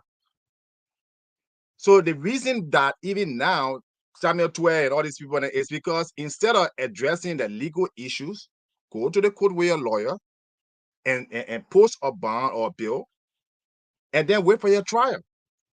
That's the first thing you need to understand. That now when you get accused, you say, oh, that is political motivated, so I'm going to just flee or I'm just going to keep quiet. Secondly, you talk about evidence, you talk about they have to present evidence to the public. No, they do not. The trial is not a public trial, it's a legal trial. When they get in the courtroom, the other lawyer will have the opportunity to subpoena all of the evidences from the defendant, for the defendant, and that can be shared with the public. But no prosecutor have to go in detail and release all the evidence. You are rare in America, you saw Donald Trump case. And they have press conferences. The city of New York. The prosecutor had press conferences narrating those charges and what it meant. So why you and say those they have don't, been it's not a done. public They case? said for economic sabotage in the 6 years. I reading this in a newspaper. But they did not have press conferences? Hold on here. It's reported to the press for you to read. No, but they have press According to the conferences. So let government the state means, have hold press on now. conferences with Okay, us. So let we me Y'all give say you. America ain't doing nothing for y'all. Y'all already Yeah, you know what I'm saying. Yeah, let's just stick to the issue here. Let me give you another instance. Yeah, okay. The audit has been made public for the central bank. Yeah, all the allegation, excessive expenditure and deficit financing, 19 million. Inappropriate over-the-counter transaction, all right, of 8,500, 8,000, and so on. Unauthorized government payment financing, 15 million. Okay, potential money laundering, 1.9 billion Look at over the the kind of last. money they put me. My Okay, people, y'all come. unapproved legal and consultancy expense, 742,000 disbursed to staff of subsequent payment to consultant, despite CBL having an internal legal department and contracted legal firm. You think the people that will just go and say they're going to arrest somebody with all in it, investigation, with all in it, audit report, with all in it? So, I mean, let's slow down. Nobody here a fan of Joseph Boakai government. And you cannot, I give an example. You cannot say because in George Weah's government, they arrested the central bank governor and they let him go, or they had a plea bargain. That means under Joseph Boakai government, when they arrest somebody who is potentially guilty for a crime, they have to let him go. I will say this much. Everything Joseph Boakai stands for depends on how he fight corruption. I think we heard the orator at the Independence Day program. If he can choose to do the same thing George Weah did, but there will come a time in Liberia, there will come a leader in Liberia that the Joseph Boakai, the George Weah, the whoever that committed crimes, and I can tell you there were plenty of crimes. When the Transparency International say Liberia is one of the most corrupt countries, when they rank it, what that means, they know how much comes into the country. They know how much the government spends on different functions, the budget. Where is the rest of the money? You think that money just did? Okay. So just by that mathematics, if $1 billion came in the country between 6 years, and they can only account for 200 million, maybe because people say, oh, the man Bill spoke back. Okay, that $5 million we account for it. Where is the rest of the money? If you take out the payroll, that's what forensic accountants and analysts, that's what they will do. They will go and find out you took this loan, where you spend the money on. And if you are in a position of a finance minister and you can't account for it, you have breached your responsibility. You have caused economic sabotage. You can go to jail for that. Even if you didn't commit, even if you didn't take it, because you're custodian of the country's money. It's just like if Grace, we have a susu and we gave you the money to keep, and you took the money and just put it on your horse table, you lock it or you put it in an account, and somebody comes and takes it. Who's gonna hold responsible if we went to court? Me? You. Yeah. You will have to pay that money back. So in a position of Samuel Twe and all this, even if they didn't commit corruption, but just by their recklessness, okay, and their complicity And in we don't even positions want, where millions Alex, and we millions of don't dollars want to say, we don't want to say even if they didn't, because everybody, they think what important. Everybody knows. In the ABC school, like, know how you can go Robert on the doesn't know soundboard that. and say you need to look. We will take some calls, and by the way, I just wanted to say that it's been more than 72 hours, and a certain lawmaker was threatened by a assistant minister that he was going to take his life. The president of Liberia have not yet come out to say anything concerning that. It is concerning for the media. It is concerning for the society, Liberian society around the world. People are still talking about this thing. Joseph Boakai needs to come out and say something to show his leadership that he will not condone these kind of threats in the country, regardless of if he was insulted, because presidents are insulted around the world. Kamala Harris, even president, they put talking about she can't born this and that. So it means that she should send one of her people to come threaten the people's lives. And that's what we are saying. Now we're hearing news that the assistant minister, what his name again, I always forget the name. The assistant minister who leveled these threats on the sitting lawmaker, or what his name, Jabakau, Ma Japatel, or whatever his name is. Ma Japatel, they used to call him Ma Jabakau because he took car from CDC government because he wanted to hire a fast. He just go from here, so everybody know who he is. He's a flip flopper. He went and he threatened the sitting lawmaker, and they have not said anything concerning this. And it's concerning to the Liberian society. So we're seeing that Joseph Boakai needs to still step up to his leadership or plate and be able to say something. We are hearing stories that Mark Patel is telling people now that Joseph Boakai said his job is safe. It was good that he threatened the certain lawmaker. It's alleged. It's all around. People are saying that. I went to DC the other day to the celebration. The people were talking about that. They're saying that Joseph Boakai is supporting Mark Patel with that statement. It's a shame for a government, the president of a country, to support a man who threatened a certain lawmaker. So we will say that that's the reason why we are very, very fair on this platform. We are not biased. When the president does something, we say he did it. When he doesn't do it right, we say he did not do it right. And that's what we are here for. We are not united partisan. We are not no partisan. Yeah. We supported individuals in the last race, and that was it. We move on. We are moving. We are moving to a better place for Liberia to be a better place, a new country. That's what we are moving. So we'll let Ansu come in and take course. How do the Liberian people feel today that these people who were indicted, they had a writ of arrest? This is no allegations. They had a writ of arrest that the government said they should be. Their living body should be arrested. Thank you very much. You can come, Ansu. All right, to participate, you can call us on 0777-285961. Add the numbers for you to call and be live on the closing argument here in Liberia tonight. 777-285961. Call and be live right here on Truth 96.1. Good evening, caller.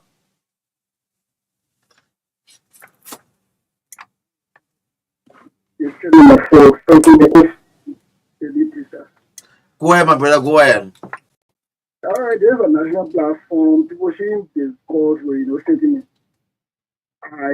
Two of the platform discussing as very much, partial and trying to hide a partiality. We know them. They shouldn't be, having a handling the answer. In the last time check, there was a company or mutual company called Guar conducting investigation about 16 billion and 25 million on multiple exercise. I think it's on the internet. It's a public information available for all.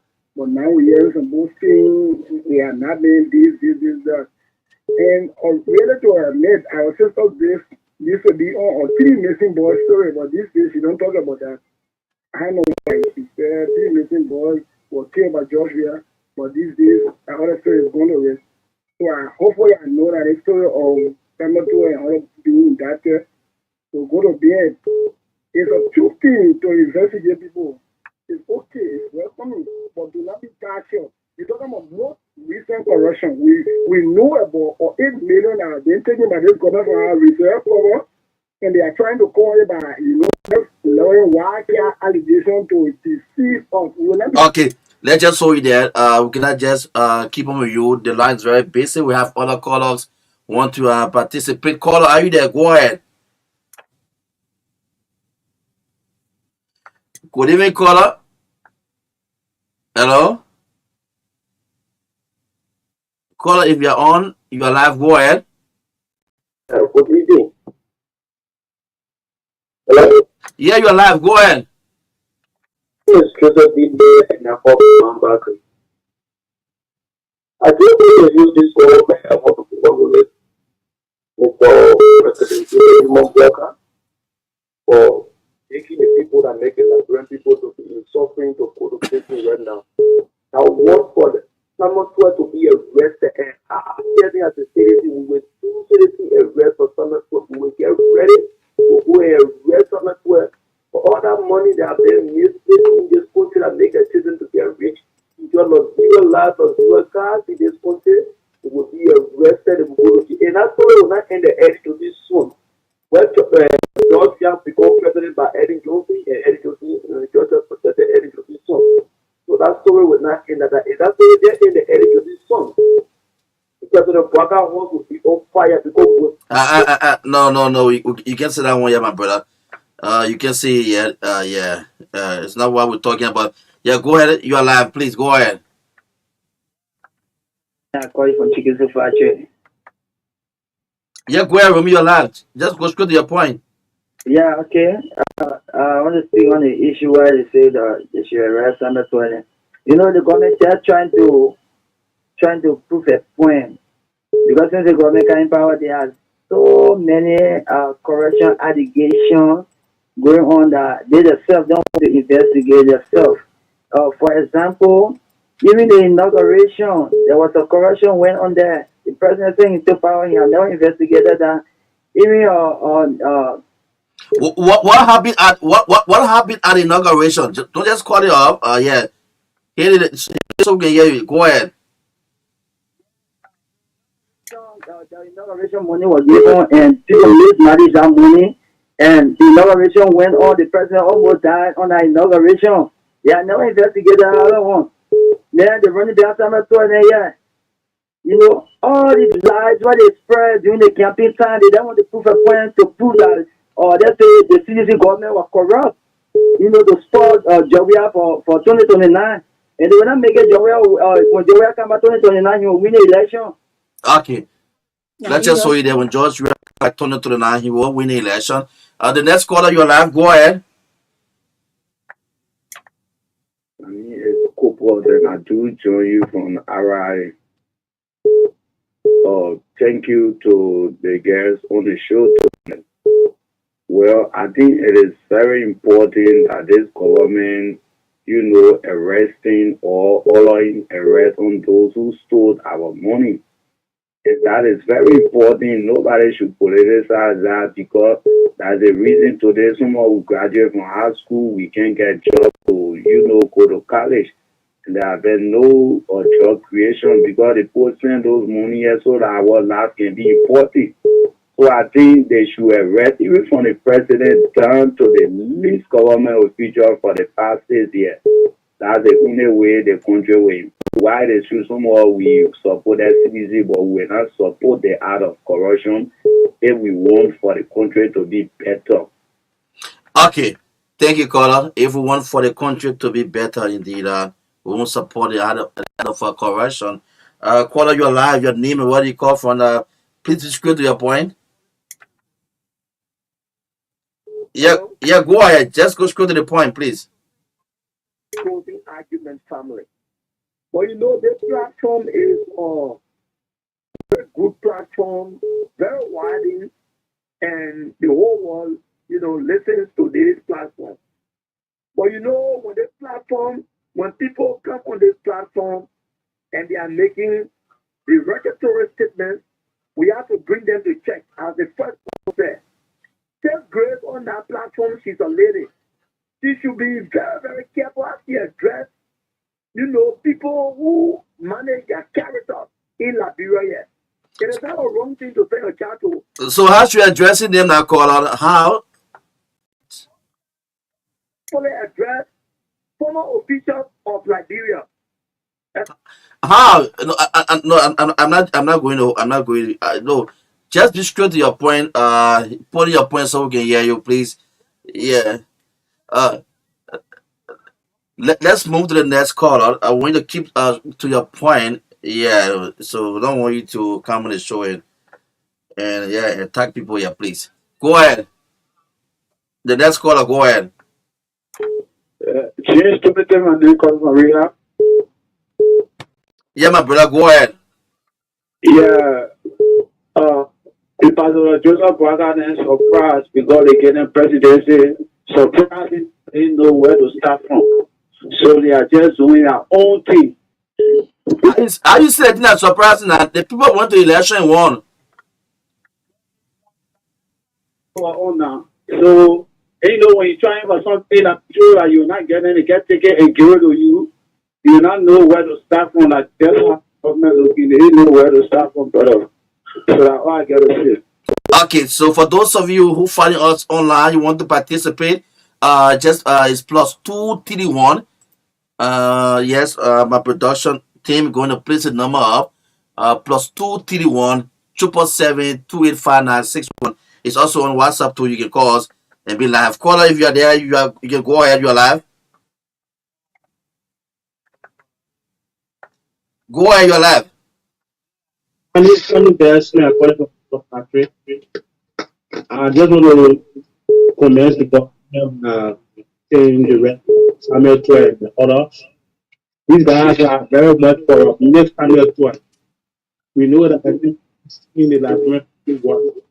So it's not going to pay the penalty for it. But the whole thing I allege, the whole thing you're talking about is alleged. You come here, you calling someone saying a person corrupt. But they haven't come up with anything yet. No finding, no investigation is not over. So why can't you wait? There's a writ of arrest that is out there, so it's No, not but it's still Solomon 12 did what the government gave the There's a allegation. writ of arrest out there that they should arrest the Okay, the next caller right there. Yeah, for those of you on finding us online, the number is already placed on the screen, so you can just go on the screen and get the number for their calls. +231 777 It's also on WhatsApp too. We'll definitely put you through. You're live. Go ahead. Letitia Morai. I just want to say he will come with equity will also come with clean. Since the government took over, and it has also been alleged that Samuel Twain stole money.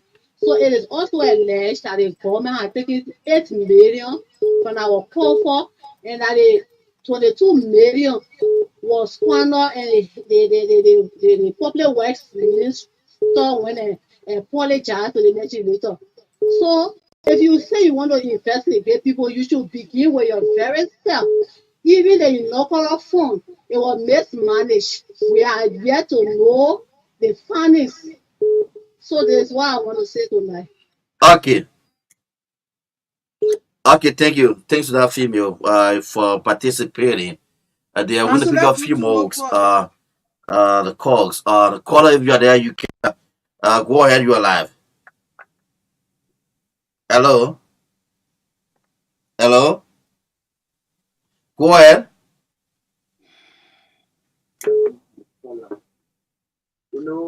This government, what is that? You look at them, they are not driving on the red track because we always observe in the past government.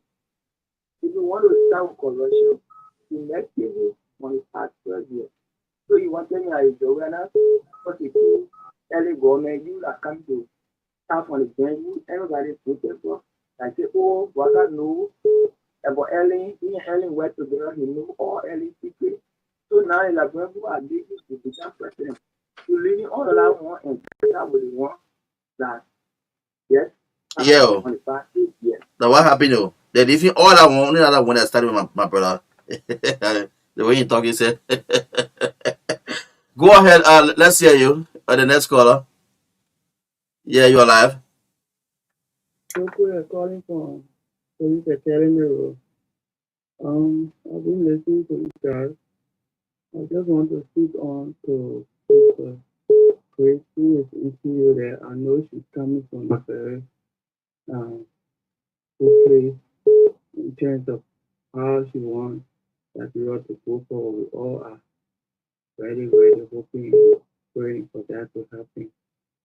But one thing we need to know is that to pray for her, I know she's very angry about a lot of things. I'm sitting here, I'm also sitting with frustration, in Liberia. But we have to put things in place at the right time, and we need to take it slow like the other people on the fan on the SS. We have to take it slowly because these things Liberia has been this like this forever, and we are all just crying out loud. So she wants a change to happen in Liberia, but she needs to take one step of it. Just like what she said, Just few weeks ago, or maybe a week ago, we talking about somebody, a government official threatening somebody, that they will kill them, and nothing happened out of that. And now we are busy holding and putting this about some and past government officials. Bring that guy to book. That guy that threatened somebody to kill them. Why did he leave that? She said it. 72 hours haven't even passed yet. And it's almost like President Boca government is just jumping from place to place, not knowing where to rather settle and where to settle. It's very frustrating for us as Liberians. If you want to do something, you must do it. There should be a way through implementing. We cannot just be doing things on the surface. Like these people are tired. Okay. Thank you, man. Thank you so much. Thank you for participating. The next caller, but before picking on that caller, Griggs and Rabba, let's pick on this one here from Honorable Moses Akaras, great former district lawmaker, right here, reporting here from Yanti Tokpa. It says where the Mote CDC must not hesitate to call on its representative to impeach President Boagat on grounds of flagrant violation of the laws of Liberia and being incapacitated on health grounds to govern the country. This is constitutional. Just 17 minutes ago, it comes from a former lawmaker, Moses Akara's grade for the CDC on his official page. Color, go ahead. I see why the people they all voted him back into that. You're alive. Go ahead, you're alive. I'm on television, but this one thing I was television thing or your party thing. This man are threatening the lawmaker. We should look after him because it was the same lawmaker that used to deal with the CDC government, and Joseph Baga was one of the person that were encouraging. So why not let him to encouraging another person to threaten him, man, to have a seat to the thing. And somehow we got to deal with him because when I allow our country to go on the wrong path, and the same government again, got to deal with the government because this government is carrying on the same corruption. You can be corrupt and say you won't fight corruption. They made using our money and then you fighting another person for the same thing that you're doing. So I think our government got to look into it and see the best way to move forward. Thank you. You're welcome, caller. Thanks very much. So I think we're gonna hold you guys right there and cross over back to our panelists to hear from Grace and Robert. But as I said, this one coming from former lawmaker of District 8 Montserrat County from CDC, Moses Akara's grade. The multi CDC must not hesitate to call on its representative to impeach President Boagai on grounds of flagrant violation of the laws of Liberia and being incapacitated on health grounds to govern the country. This is constitutional. So, Representative Grade, former Representative Grade, speaking to his colleague in the House of Representative. So coming from a lawmaker who went to China to get in Paris. In Paris, that was Paris, yeah. Why even said he to China? That was he went to Paris. It is not for you to have a wedding in Paris. You have to have good money, and it was alleged around the social media streets that he even paid people where to go, and he rented this place and that place. Coming for that lawmaker, you want to impeach President Baka today? When you were lawmaker for a district that people did not even have clear drinking water. They couldn't even have current in the houses to last them. You never did nothing in the district substantial. How in the world you can come and say they should impeach a president that when you were in a lay position, not even lay, this is a huge position because you were there to make laws to change the lives of the Liberian people. You did not do that. So how can you come now and say that the president should be impeached? I mean, the people just level words across, like I know right now they will say, "Oh, Grace, she's supporting the UP government, this and that." I'm just a very fair thinker. I'm a person, I think level. I'm not, I will always say this, I told Alice before, I'm not a typical Liberian woman. So I'm strange to a lot of people. When I meet a typical Liberian woman, there is nothing wrong with a typical Liberian woman. I'm just not one of them. A typical Liberian woman is seen but not heard. She's supposed to be quiet and say, oh, hello. And when you change her tone of voice, she's supposed to just sit and the man's supposed to abuse her, insult her, and she says nothing. I am not a typical Liberian woman. I am seen and I'm heard at the same time. Yes. So that's the kind of woman I am. So I'm not a typical Liberian woman. So you will have a little problem with me because I will say it as I see it. And I will say it with my strength because it's a passion of mine to see Liberia come to a better place. It's a passion of mine to see that little girls will not be raping our society and the rapists walk free. It's a passion of mine to see that Liberian people will have basic needs for their lives and their children to excel because the children in another world is in another country is not better than the children in Liberia. It's just that the government has not allowed the children to live the lives that they're supposed to live. So I will not be your typical Liberian woman. I'm sorry. I will not be that. And I'm not going to change myself to satisfy anybody. Liberians are never satisfied. Oh, you know, the government, they need to take it easy and they need to take it. The government cannot do one thing at a time. It's a government. They have to tackle issues from all angles. So if they're doing this thing, they will be doing that thing. Nothing got to subside before they do another thing. At the same time, the media is supposed to be there to call these things out so they can remind the government, as I reminded Joseph Boakai right now, it's been 72 hours, sir, you have not spoken on a certain lawmaker being threatened by your assistant minister. So that's what we will do here. So I understand you will have a little problem with that. I really don't care because I'm doing what I'm supposed to do. I don't want to do this, but it's better in my system that I have to do it. Sometimes I sit and ask myself, but why am I even talking? This doesn't affect me. It doesn't affect my kids, my family, the ones that in Liberia they're living. It doesn't affect them. So, but I think about it like because I'm a Liberian. So when I see another Liberian sister or brother who is not my blood going through that, it pains my vein. So how do you want the government to wait and tackle all the other things that are around and say, oh yeah, but they're not supposed to arrest someone? No, this is the time. This is the time. So the government is doing other things. They are lacking on other areas, but now they have put a rid of arrest for Samuel Tuer and the rest of the people living by it to be arrested. And we are hoping that the police is able to do that. I will let Chuchu come in and then Robert will come in because we'll soon be leaving here. It's at 7:58. Right. Okay. Thank you, Grace. Very nice expose. So I just want to respond to, as I said, he who comes with something equity must have clean hands. And what does that mean? Because sometimes we tend to take out of context one thing. You know, you read, just to say you can't judge a book by its cover. You read one thing and then you think it means everything. Okay. Does that mean that a state prosecutor does not have a duty that people who violated or violates the law, because he himself perhaps may have violated law, he shouldn't prosecute them? Does that mean a police officer shouldn't arrest people because he's not perfect? That's not what it means. We shouldn't take things out of context.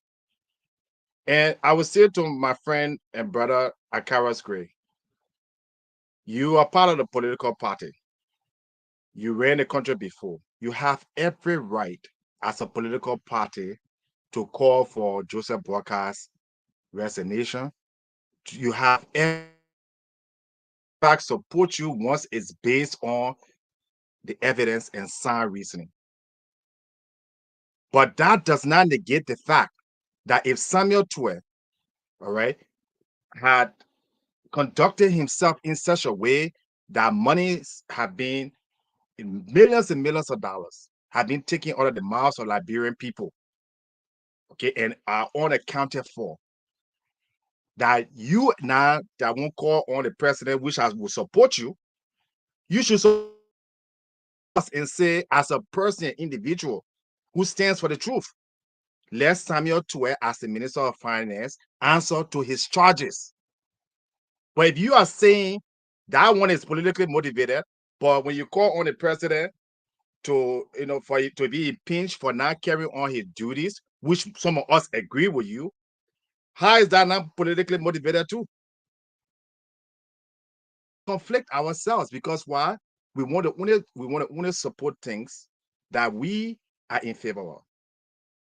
We just said on this show here, if George Weah have started prosecuting the people who were alleged of corruption in that government, the Liberian people are going to support him. He probably will still be president today. When he carried the what you call it, the central bank governor to jail, was there any protest? Did anybody come and say, "Oh, George, we are doing the wrong thing"? We cheer him up because he was elected to fight corruption. That's his sole duty, to uphold the Constitution. And corruption is a crime that violates the Constitution. But not because, like we said, if you are speeding and you get caught, then you make an argument and say, "Oh, they put the other people speeding, you catch them." That's a stupid and ridiculous argument. No logical person that even went to ninth grade should make that point. I support any Liberian president that prosecute, jail, imprison anybody who have committed a crime. I don't care, it can be my opponent or whoever. We all favor of passion. And I also say that I would not support any president or any political leader that does not carry on his duties. Joseph Boakai not violating the process of the yellow machine, not fact asking for the resignation of a public official who threatens somebody's life. Earn me no respect for him. But the two are different. So let prosecute Samuel Tuah today, and tomorrow let impeach Joseph Boakai. I'm on both sides. How many Liberians can say that, Chris? No, there's a lot of them will not be able to say that, Alex, and that's why we are few Liberians are like-minded, and we quote it as it is, and people like us, they will not want to accept us because we are few, and that's why we continue to put our voice together, and we'll form a united front, and we'll come here and we'll speak truth to power. Liberia has to be changed, and we will be saying it until it happens, and we pray that we live in this lifetime to see it happen. But we know most of Liberians are not like us because they think one way. Liberians are close-knit country. Most of the people are related. So when their brother see or their pa boyfriend, their mom boyfriend see, we're not supposed to come and talk here. We're supposed to just be quiet because of their mom boyfriend in the position right now. So but if there's somebody else, man, husband, then they say, "Oh, now it's time to talk." So we understand those dynamics when it comes to Liberia and it comes to the politics that haunt the country and killing the country by the day. But does that going to stop me, Chris, go out from talking? No, it does not stop me. I will continue to speak because I'm speaking for the Liberians that can't speak for themselves, and they appreciate me speaking for them. I just want to say that. Robert, you can come in. Thank you. Listen, I personally have frowned on corruption, and I think that it has not done us well, right? And anyone proven, and I want to reiterate, proven, right? People are innocent until proven guilty, right? And I respect the rights of every Liberian to get due process. We have been on this very platform where people we saw that were broke and they're living a certain lifestyle. Said they don't call the people corrupt if you have not seen, if the court have not found them to be guilty or any crime for that matter. And so every Liberian citizen should be given due process, period. And I don't think that's to say that you don't want the system to hold those accountable for the acts. What I'm saying here is that we've seen this movie all play out before very well. The same movie. George Kennedy Peabody said when Charles Sirleaf was arrested, ordered to be arrested by the same Monrovia court, said, and I quote, Sirleaf will be charged with the commission of economic sabotage, misusing of public money, property or records, and theft, and illegal disbursement and expenditure of public money, and criminal conspiracy. Charles Sirleaf and his accomplice, Milton Weeks and Doba, Harvey, including defendant Richard Walker and Joseph Dennis, who are all at large, are criminally liable for overly printing money. We saw what happened. Charles was seen in handcuff, and I want to know what became of that case. But And Robert, all I'm saying here is this: if we are to fight corruption, then we've got to be fair. We've got to be seen as not targeting just a few individuals that we have disagreed with politically. That's all I'm saying. Okay. If I Joseph agree with you, Boakai, but I just want to know. if Joseph Boakai wants to be seen or taken seriously, because remember, there are seditionists who frown on corruption. And there are seditionists who would like to see former official of government, whether or not they are part of the party or not. Remember, not all people who work in George Weah government were seditionists. Some of these folks were Unity Party partisans. Some of them came from different parties. And seditions, diehard seditions, did not like the fact that the president overlooked some of his own partisans and picked some of these guys. So what we're saying is very simple. Any government who independently fights corruption without it being seen or perceived as it being a political witch hunt by targeting certain individuals will get the support of all Liberians, because there are lots of Liberians who frown on corruption and who would like to see a government once and for all fight corruption. But also, the government also cannot be seen as complicit. This very government, I think some of the callers alluded to that. Joseph Boakai was broke living on loans. As president-elect, he was writing $50,000 checks, $100,000 checks. Where did that come from? We don't know. We have still not gotten a report. So when they 6 months made me working, he never to pay? It's 6 months before the man became president. If the man was living on loan, yeah, he wrote those checks before. No, the first $50,000 check he wrote, he wasn't inaugurated yet. Oh, okay. Where did that money come from? We were on a very platform talking about where did the president get the money from? How can a man who was broke suddenly have $100,000 in his bank account? A man who said that he did not get his benefits from the Liberian people. There have been multiple acts of corruption and a violation of laws in our country under this administration in just 6 months. And so all I'm saying is, any government who wants to fight corruption should do it across the board square. That's all I'm saying. But when you start arresting and sending people to jail only from the former government and partisans of the opposing party, now opposition party, there's this perception that is witch hunting. And by the way, when Charles Saliv was arrested, when the former Weeks was ordered to be arrested in jail pending trial, yes, Unity Party partisans said it was witch hunting. They said that. We heard that news.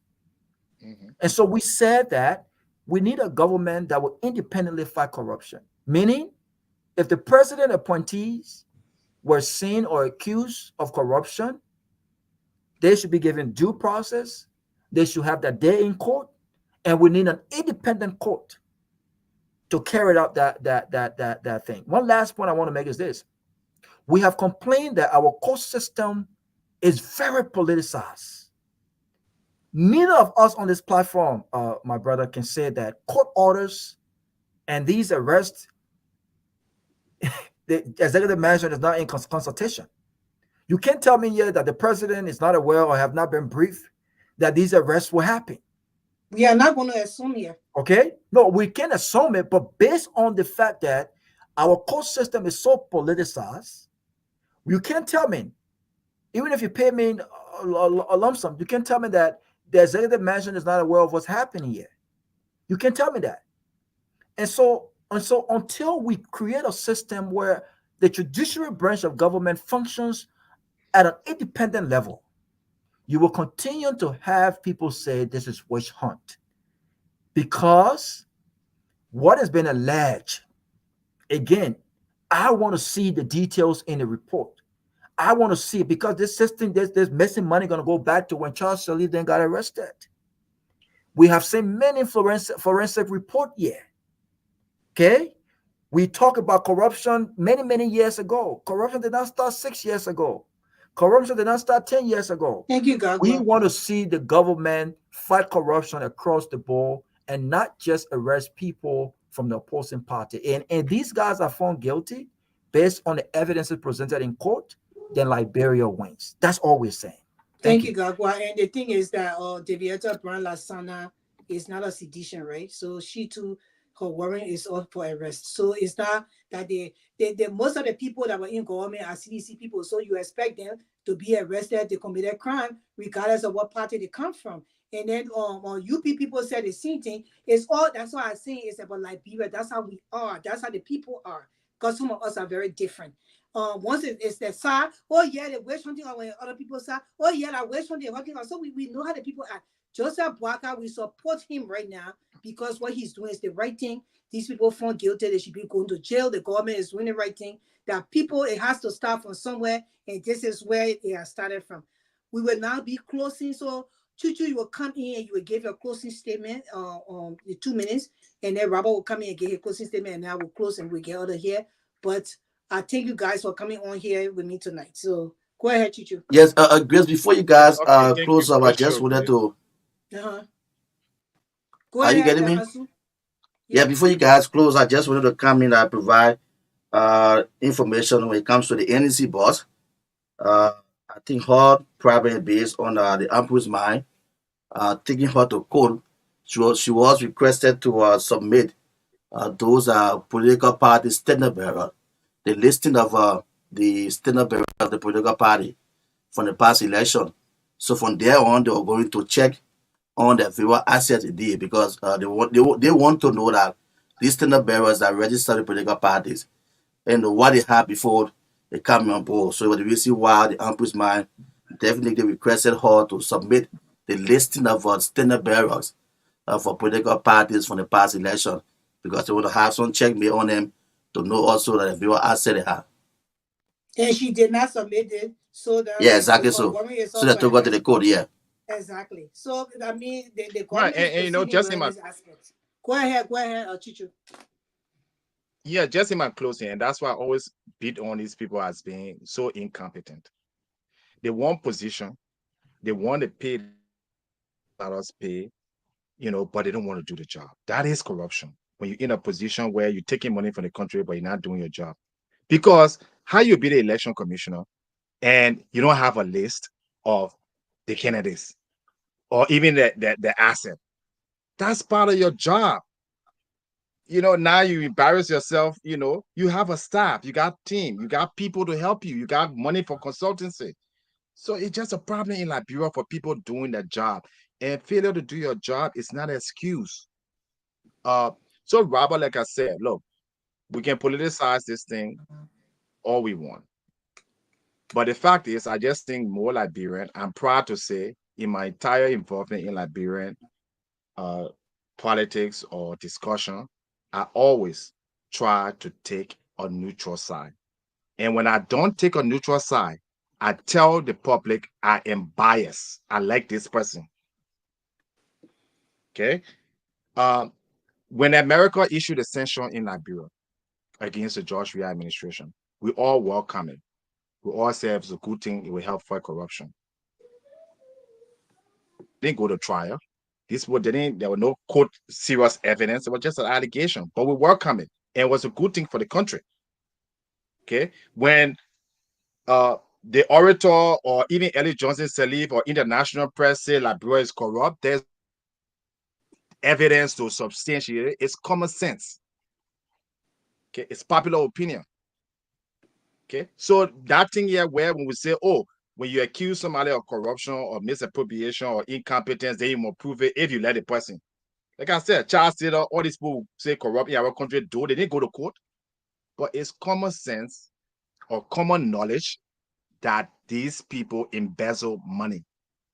By just looking at how much, like you said, their lifestyle before and after, the money that they were overseeing, the failure to give accountability. Even Joseph Walker office was not audited. Over the 12 years he was there, there were almost, I think, $15 million that passed through his office. He hasn't shown us, an itemized statement how that money was spent. So if I say he's corrupt, he has the right to sue me so we can go to court, so we can bring that list, and he can put everything down where he spent it. Then I will be found guilty. But if he can't do that, I'm right to call him corrupt because he's not transparent. Okay, Samuel, to the allegation, like you said. Lastly, we will support you like the Americans when you put sanction on Bill Traore, Samuel Tour. But we also administration. So we don't say that, because the action the person is committing, and it hasn't been done before or didn't do it against the other person yet. That means the person shouldn't do it. We got to start from somewhere. When we get to the point where we'll be holding Joseph Walker accountable, when they be holding court in the next administration, we all will cheer that up too. But for now, today, it's a good thing for the country. And all good-hearted Liberians support it, and I support it fully. Every last, including the George Weah, the French former president, went to jail. Sarkozy. Donald Trump was charged, and he even went to jail before he posted bail. Whether it's George Weah, it's Samuel Toure, it's Alice Jones, it's Grace Guar, it's Robert Gagwa. It made a crime that the government feels it can alert you. Alice Jones, will support that government. Go to court and defend yourself when you come on the show, and we'll praise you.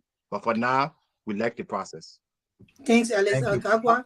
Alex, look, listen, I was once of that notion that, yes, it's common sense. Some of these things are glaring, right? You can see it, right?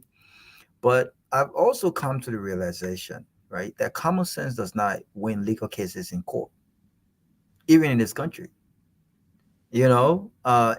How government feels to proceed on legal issues does not win cases in court. I'm afraid, again, that this could be seen as a political spectacle. That's it. Right? And I'm hoping that it's not. If there are serious evidences to show and prove what is alleged in court, then Samuel Toure and others must be held accountable. Simple as that. That's all I'm saying. You know what I'm saying? But the truth of the matter here is, from what I know, this is a charade. There's absolutely no evidence here to show anything. And in as much as we want to hold people accountable, we said this the last time when it comes to these sanctions, the Liberian government must do what the Liberian government needs to do to ensure that we are holding ourselves accountable and our corrupt officials accountable in Liberia. And if I was accused of anything, I myself need my name to be clear. You don't even have to come and arrest me. I will take myself to court to clear my own name because my name is too good. So again, in as much as we want to see corrupt folks held accountable for their action, in as much as we want to see folks being made as an example that this is intolerable, we will not accept this. We want to make sure that no government is using political reasons because they want to score political points, because they want the next big headline to say Samuel Toure has been indicted and he has been arrested in handcuffs and sent to jail.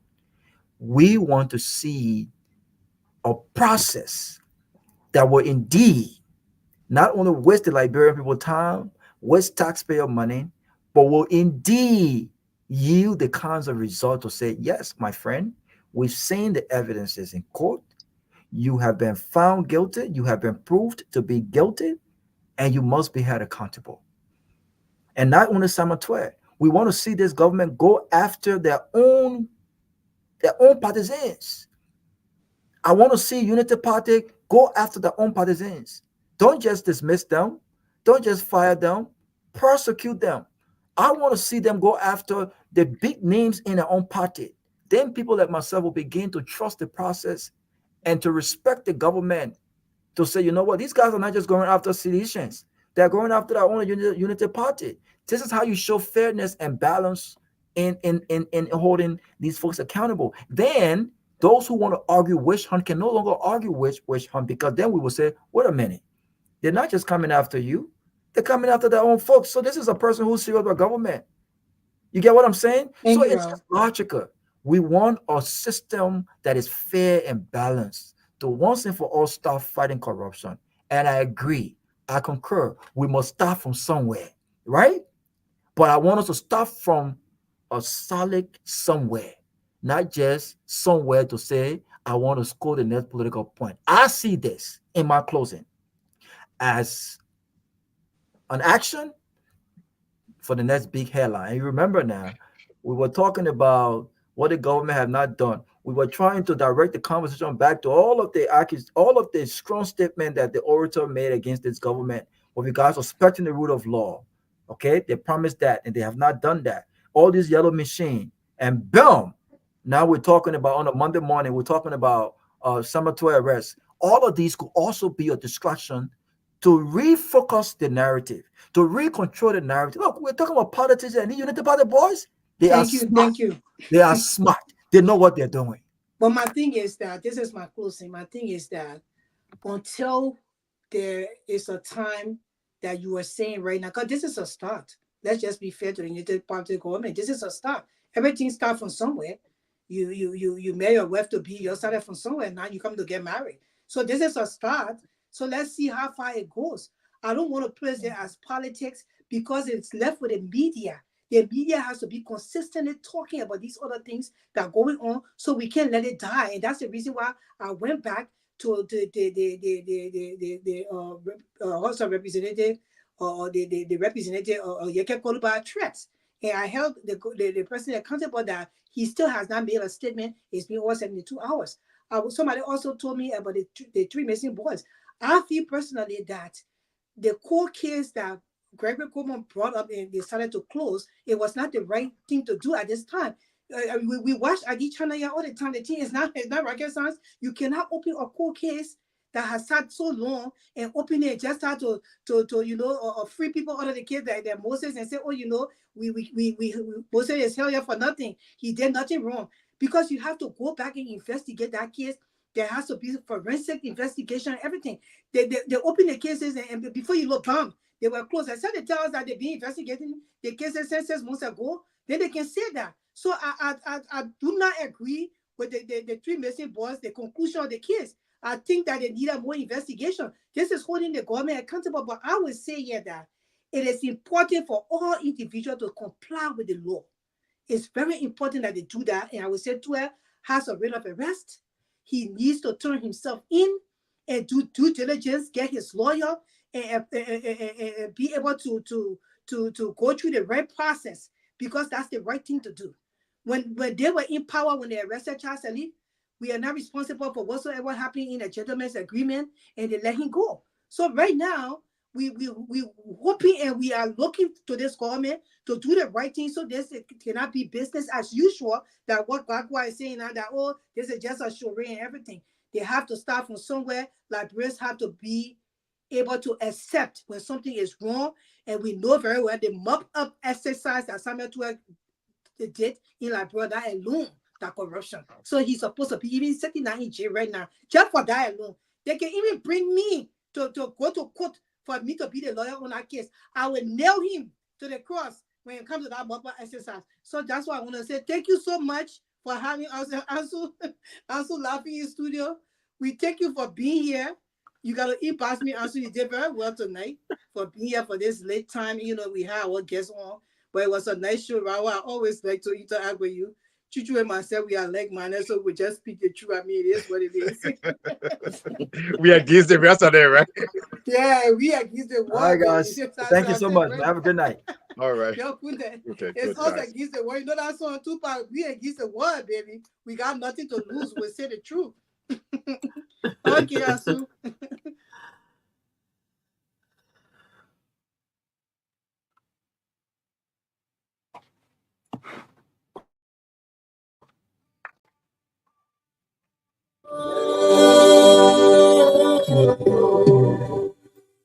in His name. I'll tell you, no one can put up. The invitations y'all to join us Wednesday night. I wish some of the team will be back here at 9 p.m. To bring you closing argument here on Truth 96.1. So many thanks for listening. Thanks for following us. The time check on the clock. It is exactly 24 minutes past 12 a.m. Folks, we have to go. Yeah. Thanks to my entire team. Thanks to Maya, who've been here making sure that we'll bring you everything on your screen for those who've been following us on Via TV page and also at the closing argument page. My name is Ansu Salif. Have yourself a wonderful night. Thanks to my technician too. Thanks to Joseph Blackie and the rest of the guys from the security end to it's been a full house here since yesterday evening. Running the closing argument for you. Have yourself a wonderful night. Don't forget to lock your doors and your windows.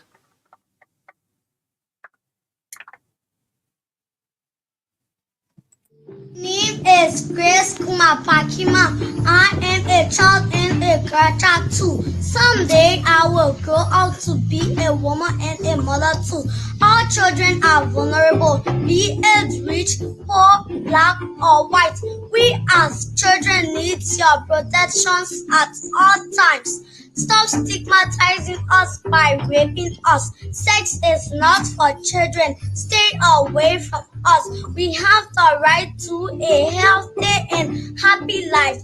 We have the right to move and play freely even if our parents or guardians are not around. We as girls, children say a big no to gender-based violence. Let us stop the abuse against our children, girls and boys. Rape is evil. It is a crime. Don't hesitate to call the police whenever there's a situation. A message from the Liberian Women Advocacy Network International, Lawani.